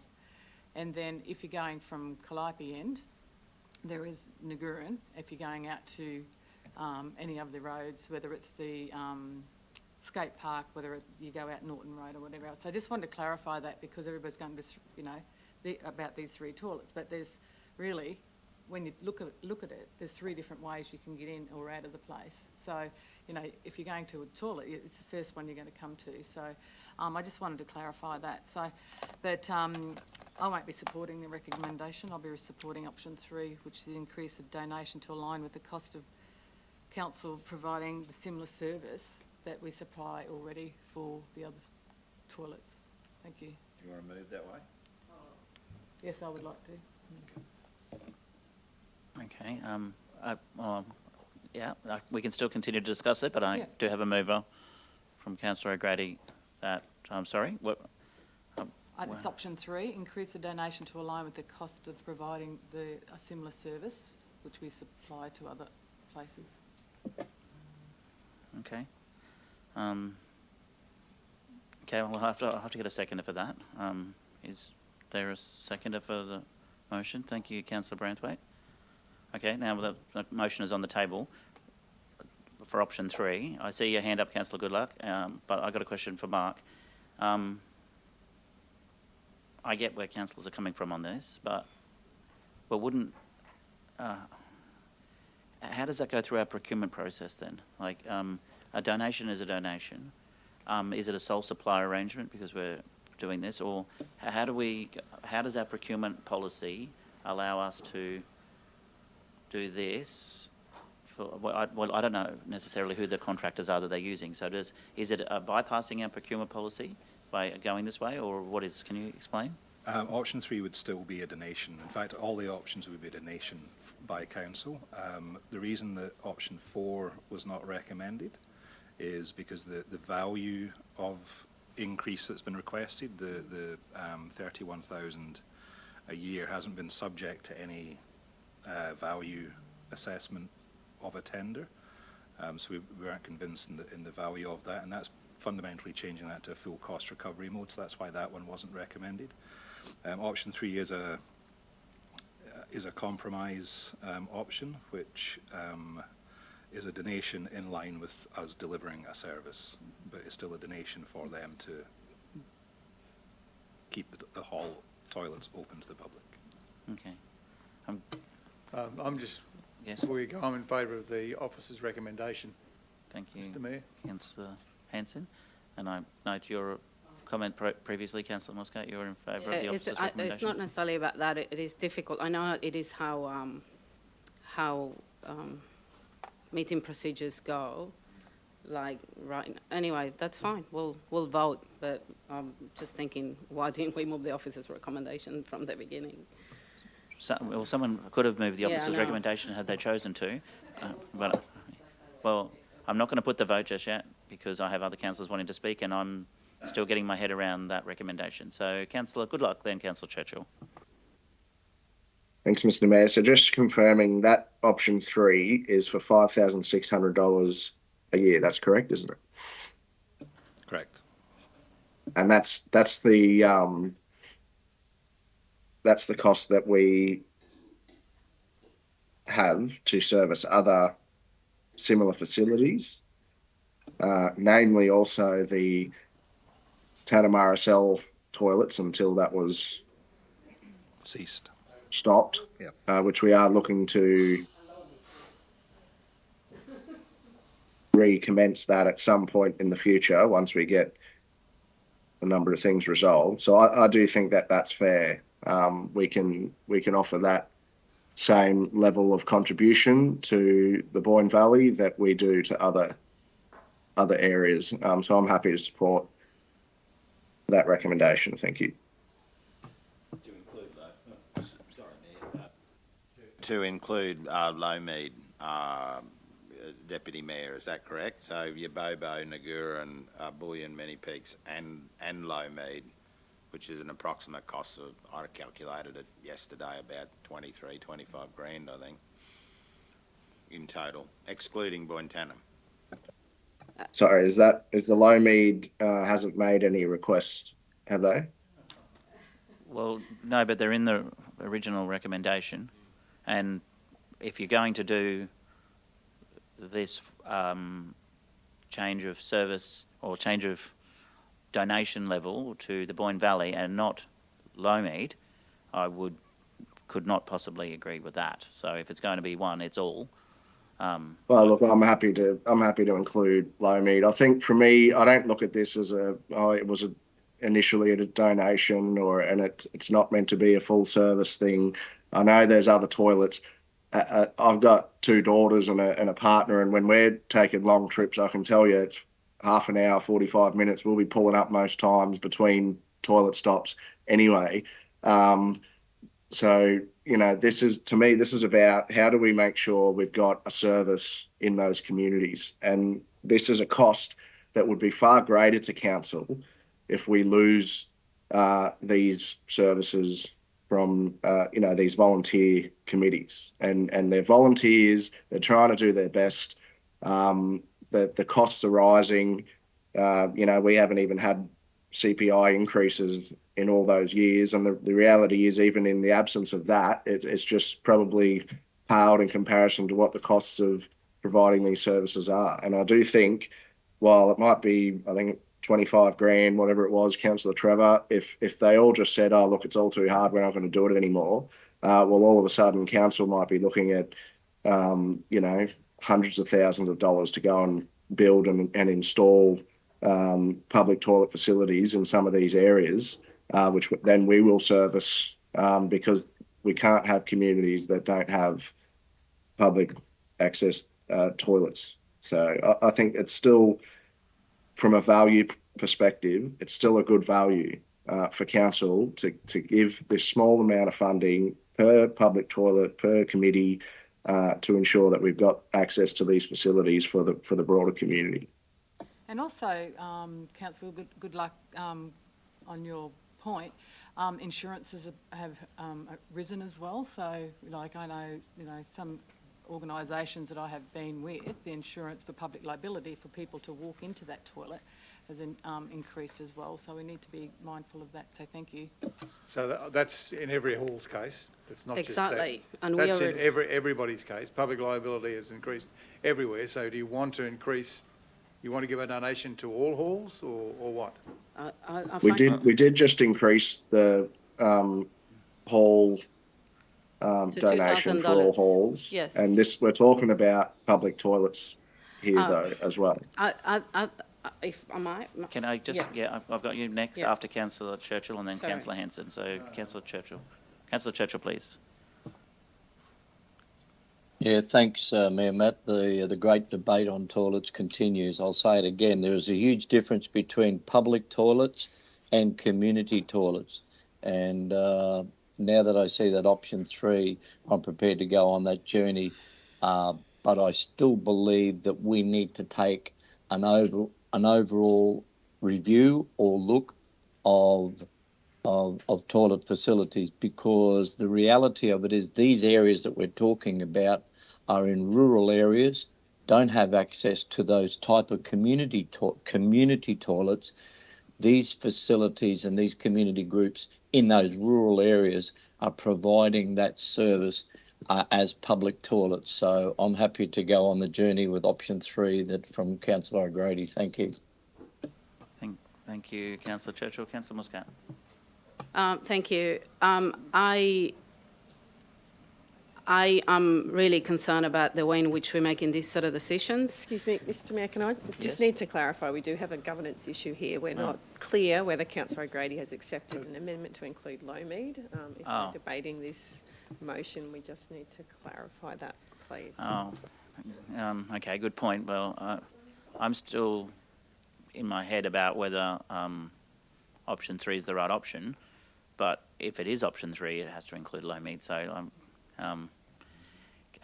okay. Well, then that will say then we'll have to include every other hall, and it is a very irresponsible financial decision to just do this like this without considering the impact on all of the rest of the facilities in the region.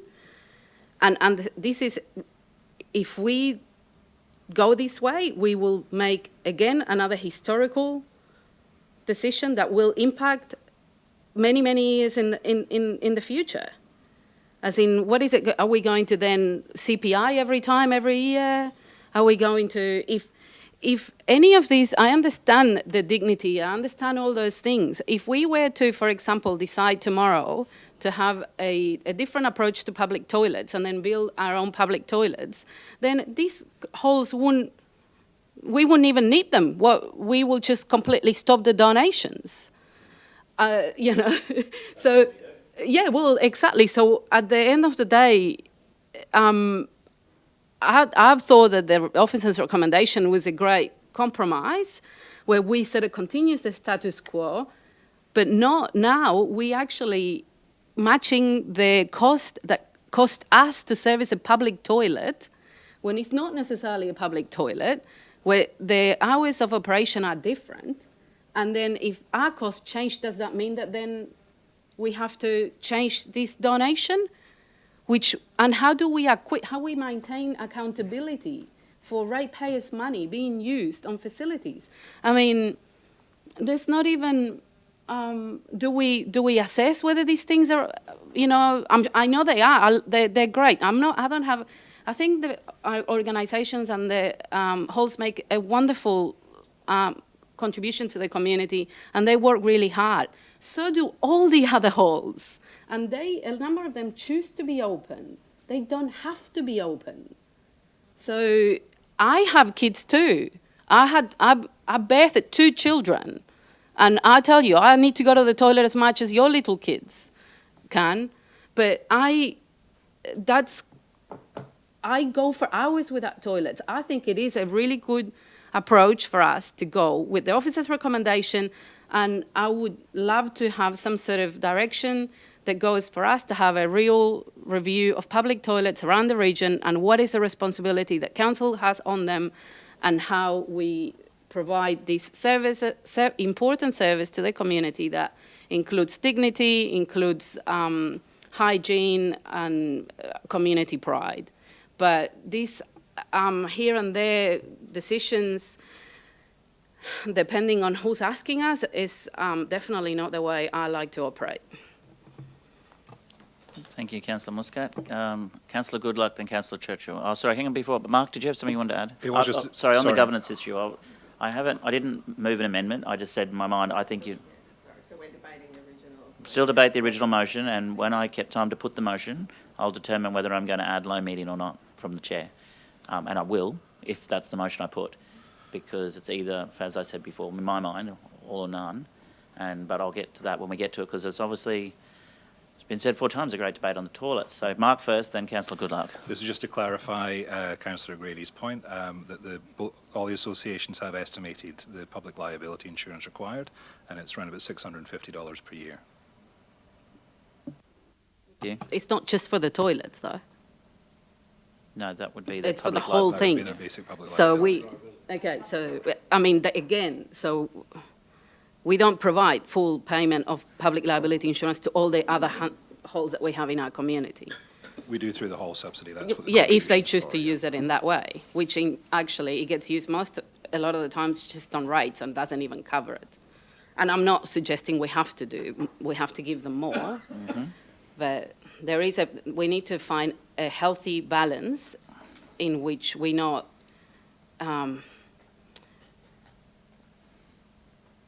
where we are able to confidently go back to ratepayers and explain to them how we are effectively using the rate dollar. Thank you. We'll go online. Councillor Goodluck, then Councillor Churchill. Thanks, Mr. Mayor.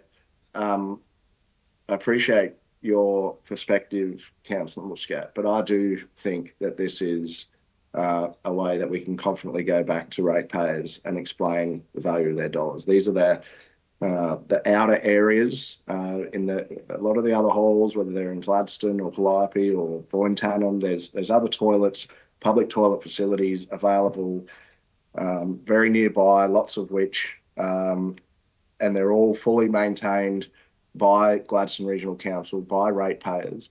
This is a collaboration effort between volunteer committees and council to provide these facilities to communities that otherwise don't have a lot of them. I And understand think that. I don't need the important- mansplaining. I'm actually happy to support the officer's recommendation, which actually talks about a collaboration as well, and Sorry, a Mr. further Mayor, review. If I might finish, if Yes, that's all thank you. right, Yes. Councillor Muscat, and I'm not trying to mansplain. You're entitled to your perspective. I respect that, and I'm just putting mine forward.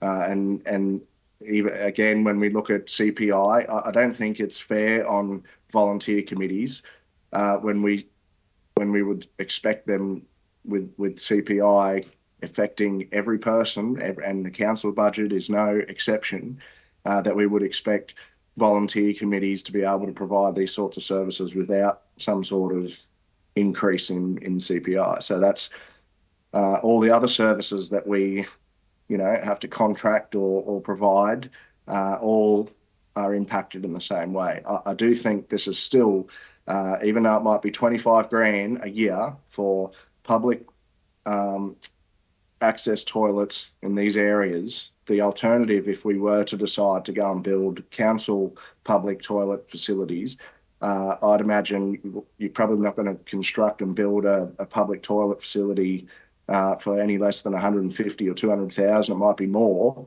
So that the costs, as far as a value proposition for ratepayers, is still a good investment decision, and it's still good for these volunteer groups that can make sure these services are provided. So, Thank you. Councillor Churchill, then Councillor Trevor. Yeah, no, I'm happy now. Thanks, Mayor Matt.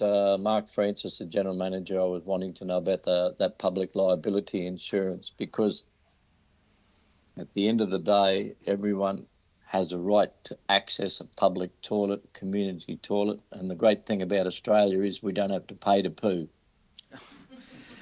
Thank you, Councillor. Thank you, Councillor Churchill. Councillor Trevor.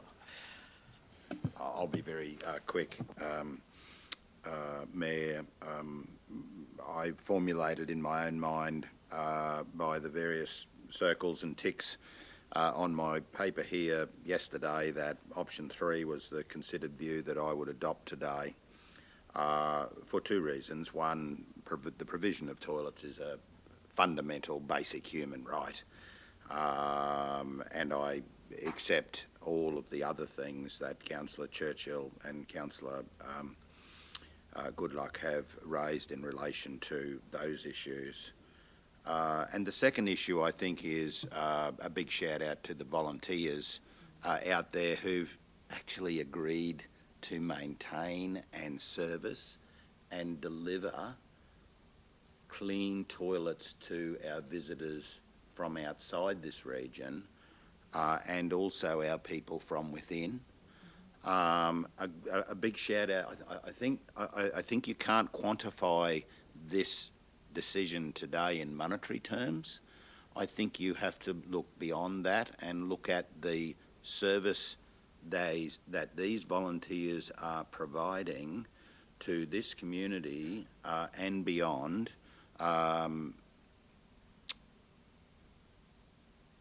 In circumstances which can sometimes be quite confronting for all sorts of reasons, and in circumstances which I would be rather doing something else with my time.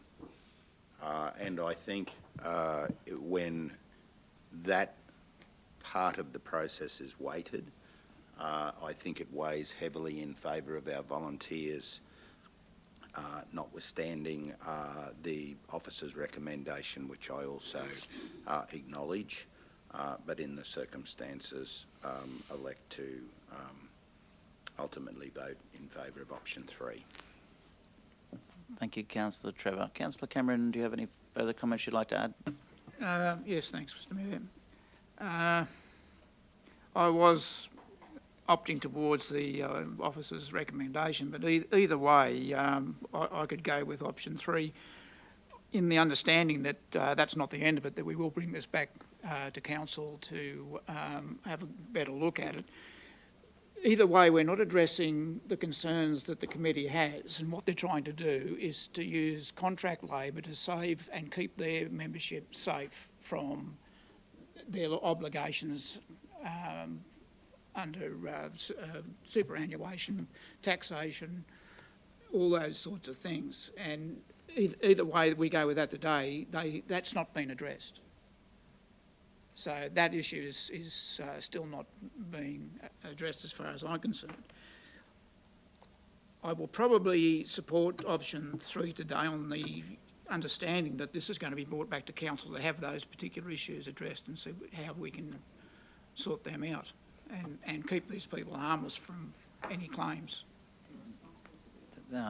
Well, that's currently not in the recommendation, but it possibly could. To me, it's difficult because you have a very, very valid point there, and actually one that makes very good sense.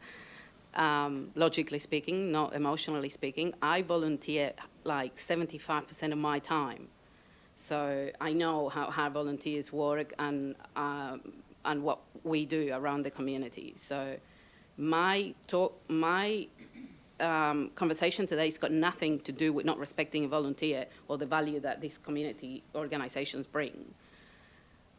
I know it sounds great to talk about it like that, but I'm just being logical here. I think it's irresponsible to commit to something that we cannot take back without knowing what it is that we're going to be doing in the future. If we are going to do a thorough investigation, or I don't know, call it, or review of public toilets around the area, even if it's pair areas, we can't then give, $6,000 to an organisation and then turn around and take it back. Again, remember, like, you give $50 to your children every Christmas. They will remember the time you didn't, not the time, all the other times you did. It's really difficult to take things back, and that is shown in the decision that we made council made in 2015, where if there's anything that I would like to do, if I don't sit here anymore, it's just for us to understand the impact that we have, that our decisions today have in the future. If I could just go out of this council, just making sure that we think about that a little bit more, and with evidence that is real and obtained in a good way, I'll call it, reliable way, it will be wonderful. I think Thank you, Councillor Henson. Sorry, Mr Mayor. I think in that sense, it would be a sensible way to go to go with the officer's recommendation of making that increased payment and then doing a review. If you're going to go down the lines of what the recommendation says and give the halls $5,000, whatever it is, dollars, it does set a precedent for other halls to come back at us and ask for the same thing. And I think if it goes along that line, I still support the officer's recommendation for that reason. If it goes along the line of the motion that's been put now, we should not be reviewing anything. Thank you. I see I've got Councillor Goodluck and Councillor Churchill online as well. I think we may have honestly exhausted the debate on this. Unless you have something different to say that hasn't already been said, I'd love to hear it. I'll start with you, Deputy Mayor. Thanks, Mr. Mayor. Mark, you mentioned earlier that the comment that Councillor Cameron just made is valid around it doesn't address the issue that the committees have put forward. But you mentioned that the level of service that the committees have gone to tender on are a higher level of service than we would otherwise do in our other toilet facilities. And option 3 with the 5,600, that represents the same value, the same level of service that we use in other public toilet facilities. Is that the case? That this might not be what the committee's requesting, but it would enable them to go to that out to tender for a level of service that is equivalent to what other public toilet facilities receive from council, and they should be able to get someone to do that. Is that your understanding? The reasoning for them requesting the increase in the context of changes to the law for incorporated associations, we've not delved into that, and I would like to clarify with the Mayor once I answer the Deputy Mayor about the additional work that's been requested. However, the only real benchmark available to us, which wasn't either option 2, which is a recommendation, or the request for increased, was how much it would cost us to provide a similar service. The original 2015 report and recommendation is very clear that it was a donation and not seeking to reflect a commercial rate, and that's why I've said that it fundamentally alters the nature of the donation for option 3, because it does become a commercial rate. And while that doesn't take us into issues in terms of procurement because it remains a donation, it is probably worthwhile just pointing that out. I just wanted to clarify when we're discussing future work, Councillor Cameron mentioned further work in relation to the changes of law for incorporated associations, and you want council to undertake some work in relation to that, to provide that information to the associations? Well, so they can make a decision as whether they can continue to do cleaning work within their own network and be saved from any claims. Well, they can't be saved under the new law. They won't be able to be saved unless they procure someone who's got an ABN number. That's the only way that they can do it, and it can be done.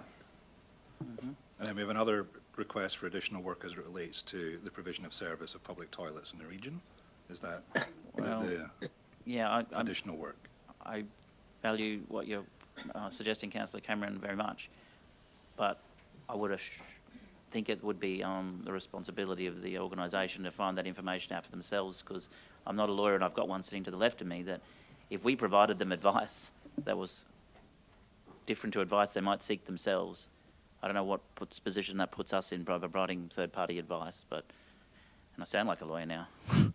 The difficulty is that once you are deemed to be a worker under the Act, a whole heap of things change. And that's what they're looking at. If they're deemed a worker under the Act, all sorts of liabilities then are imposed upon them. They're trying to avoid that. Mm-hmm. What we're doing here today, that doesn't solve that for them. No. That's my point. Good point. Valid point. Councillor Churchill, I see you have your hand up. Can I... Yeah, thank you for that, Mayor Matt. This is probably going to go down as the great dunny debate for council, because... You're looking for a headline.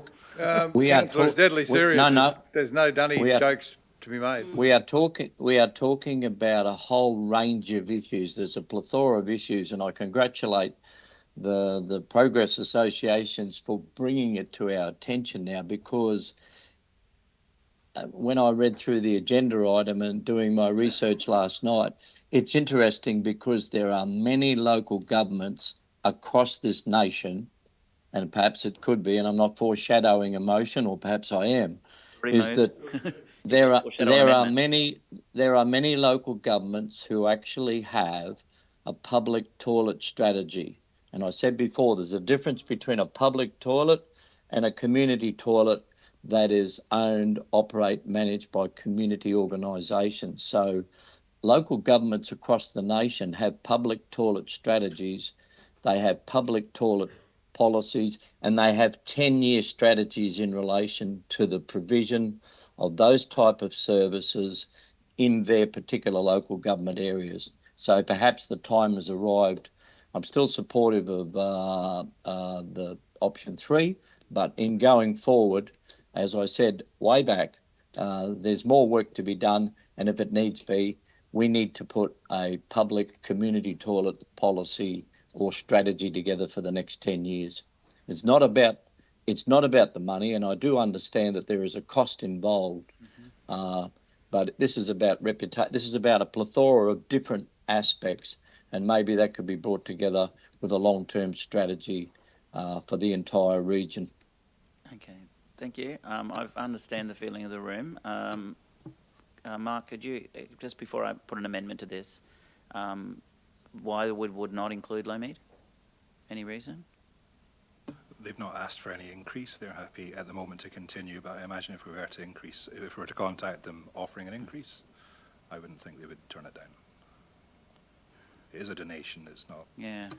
How do we actually manage the donation acquittals? Or, well, obviously, there's no acquittals. There's no acquittal. There's no accountability either as to... On any of our donations, councillors. Well, this is to provide, services that include public health risks. So... Yeah. Just thinking...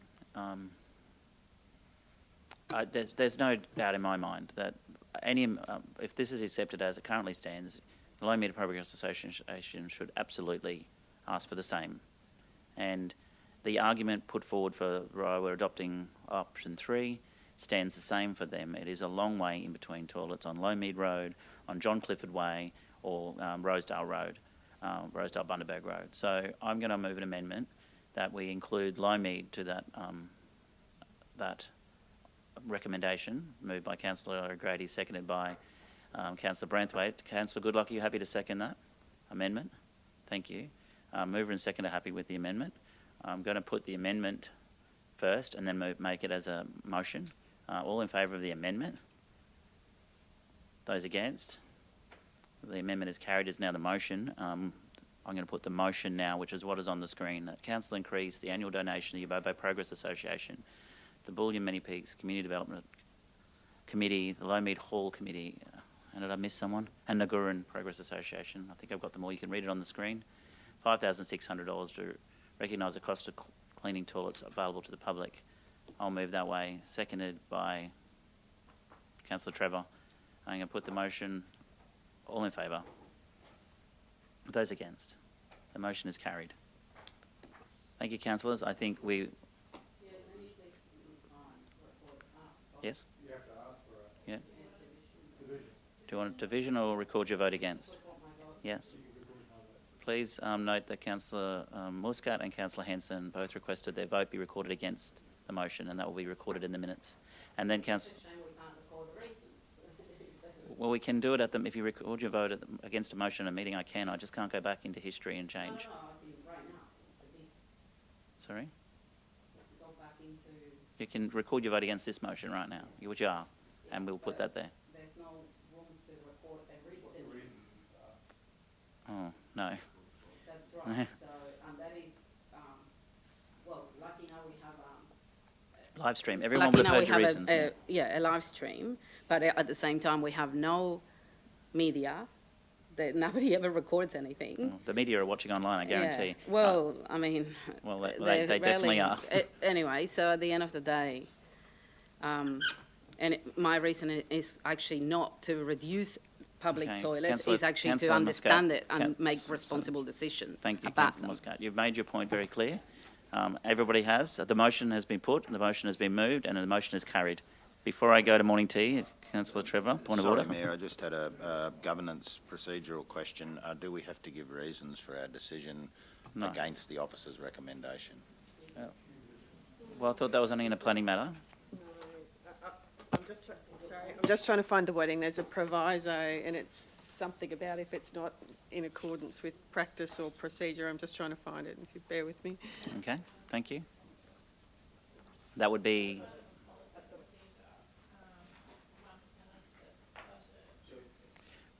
And my observation would be there is no policy or procedure that guides this, so it's purely a resolution of council. So that would be my advice to you. Yeah, I was just checking that myself, Councillor. So we don't need to provide... I don't believe so. Thanks, CEO. I just wanted to check. Thank you, yeah, and mostly planning matters anyway. Councillor Churchill, is that a legacy hand? No, it's not in actual fact, Mayor Matt. Would you be prepared to accept that foreshadowed motion? Or could it be something that we could consider undertaking a public toilet strategy, as many other local governments have done the same across the nation? We can discuss that at a later point. That motion has now been moved and carried. So. No, I don't. I'm happy with the motion. Let's. I want to move on. Could it be noted by the CEO that we could do that as a councillor catch-up item for the future? I'm sure we can. And I'm now going to break for morning tea at 12:15. No, you've only got one item left. We do have one item, and then there's councillor report. It depends how long. I didn't expect that one to go that long. I need to go to the toilet there. Councillors need to go to the toilet, so I'm going to break for morning tea. We can be very brief. Thank you. Thank you, Josh.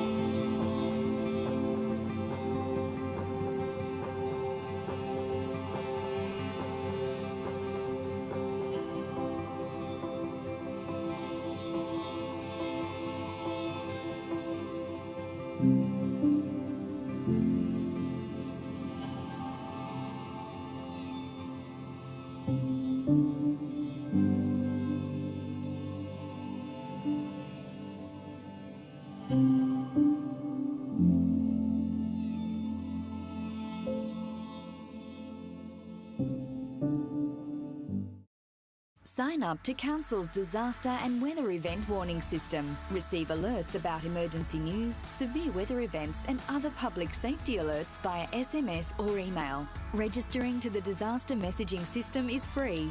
To register, visit Gladstone Regional Council's Region Watch website and click on the Register for Warnings button. Get ready, Gladstone. Take the steps to protect what's most important to you. Let's be better prepared and protected for emergencies and disasters.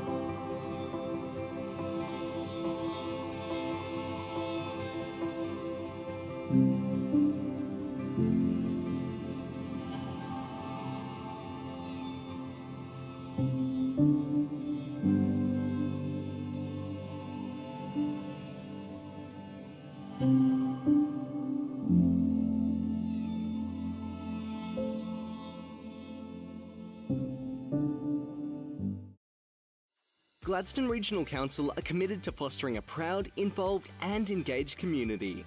The Gladstone Regional Council Community Investment Program provides financial support to local community initiatives, projects and events which promote community connections, regional enhancements, community celebrations and community education. For more information on the Community Investment Program, visit gladstone.qld.gov.au. Gladstone Regional Council. Connect, innovate, diversify.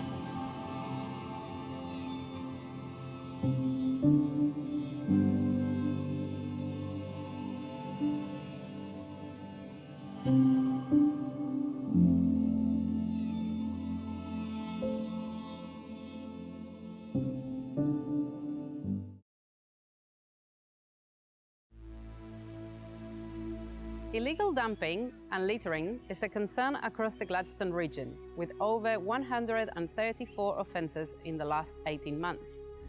Our region is beautiful, but there are a few bad apples that ruin it for the rest of us, and they need to clean up their act. Commonly found items at illegal dumping sites across the region include car bodies and batteries, mattresses, tyres, white goods and furniture, and green waste.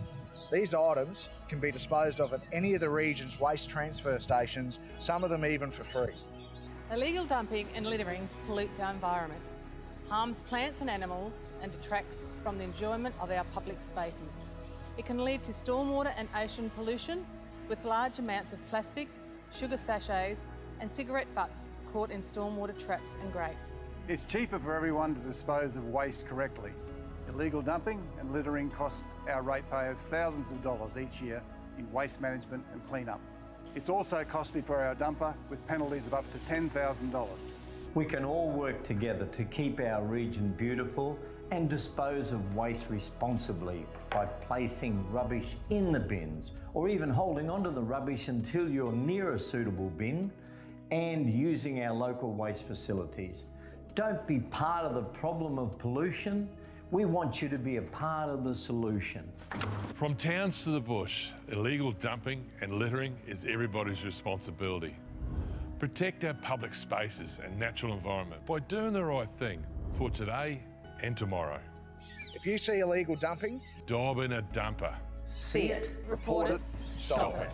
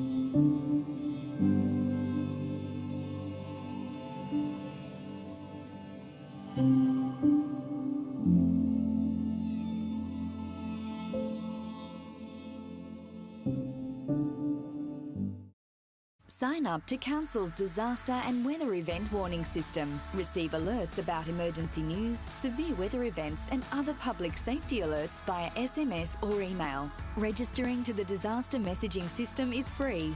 To register, visit Gladstone Regional Council's Region Watch website and click on the Register for Warnings button. Get ready, Gladstone. Take the steps to protect what's most important to you. Let's be better prepared and protected for emergencies and disasters.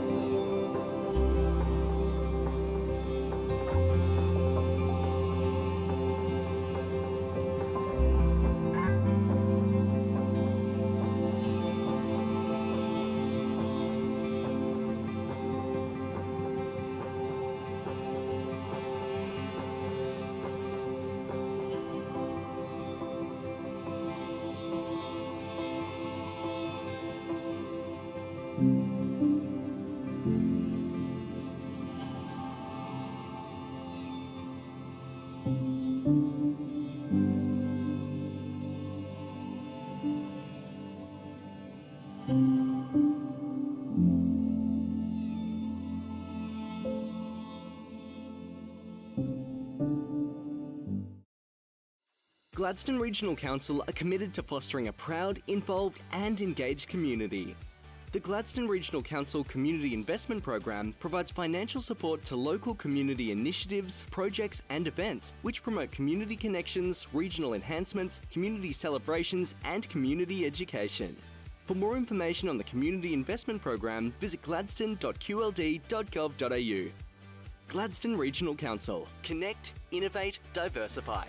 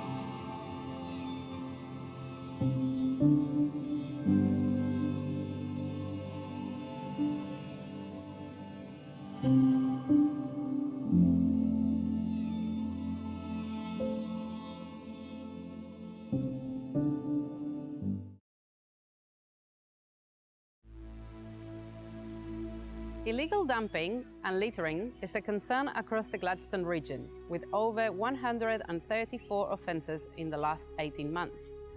Our region is beautiful, but there are a few bad apples that ruin it for the rest of us, and they need to clean up their act. Commonly found items at illegal dumping sites across the region include car bodies and batteries, mattresses, tyres, white goods and furniture, and green waste.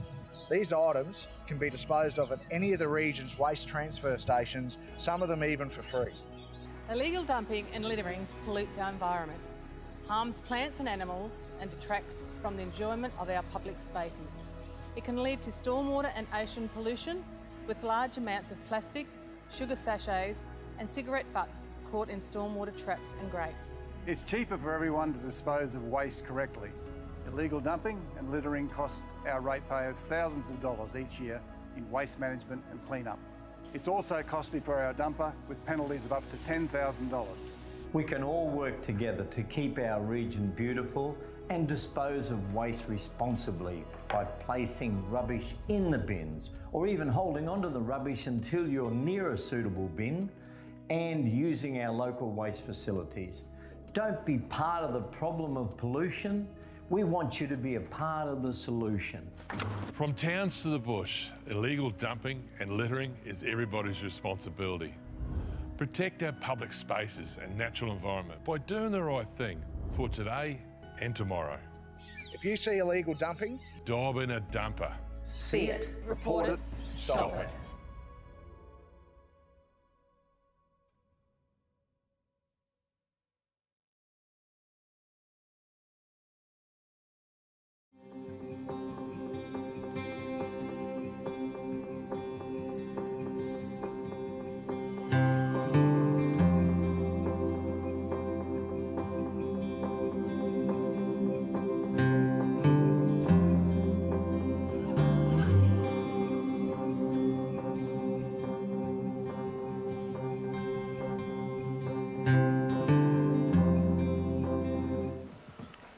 Well, thank you, councillors, and welcome back to those participating online. We'll restart the meeting, and our next item on the agenda is G4.6, which is a structure amendment, and I'll hand over to the Chief Executive Officer. Thank you, Lisa. Thank you, Mr Mayor. Councillors, this report's seeking your approval for some minor amendments to the organisational structure. We explored some opportunities created by a general manager vacancy, and one of the key objectives was to minimise disruption to our people. The preferred option was to integrate the People, Culture and Safety business unit with Strategy and Transformation, forming a People and Strategy business unit. There are clear synergies between the business units, particularly in relation to change management, business improvement and organisational development. And when combined, will still be the smallest business unit we have by size and least disruptive for our people, and will provide a recurrent operational salary expense saving. The proposal was supported through consultation, along with some proposed minor name changes to two existing business units. That is for Strategic Asset Performance to move to Assets and Environment, and also Community Development and Events to become Community and Lifestyle, to provide a bit better clarity of what those business units do. So the amended structure includes a reduction of business units from 7 to 6 and a change of name for those 2 business units as outlined, and is in the chart there, recommended for your consideration, and welcome any questions you may have. Thank you. Lisa, questions to the CEO, please.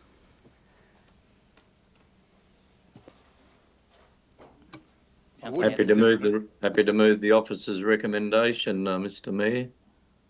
Thank you.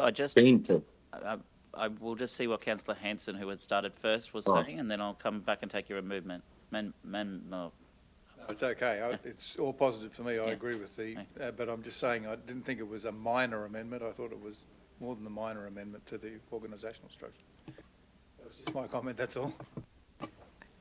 If I may, Mr Mayor, I guess my reference was there's no positions lost, there's no reorganising, it's a combining and an integrating and some name changes. So, and it is worth noting that our structure's been in place for 5 years, since June 2018, so it has been very stable and has served us well over time. So that's my frame, that I thought they were minor, but except you may have a different view.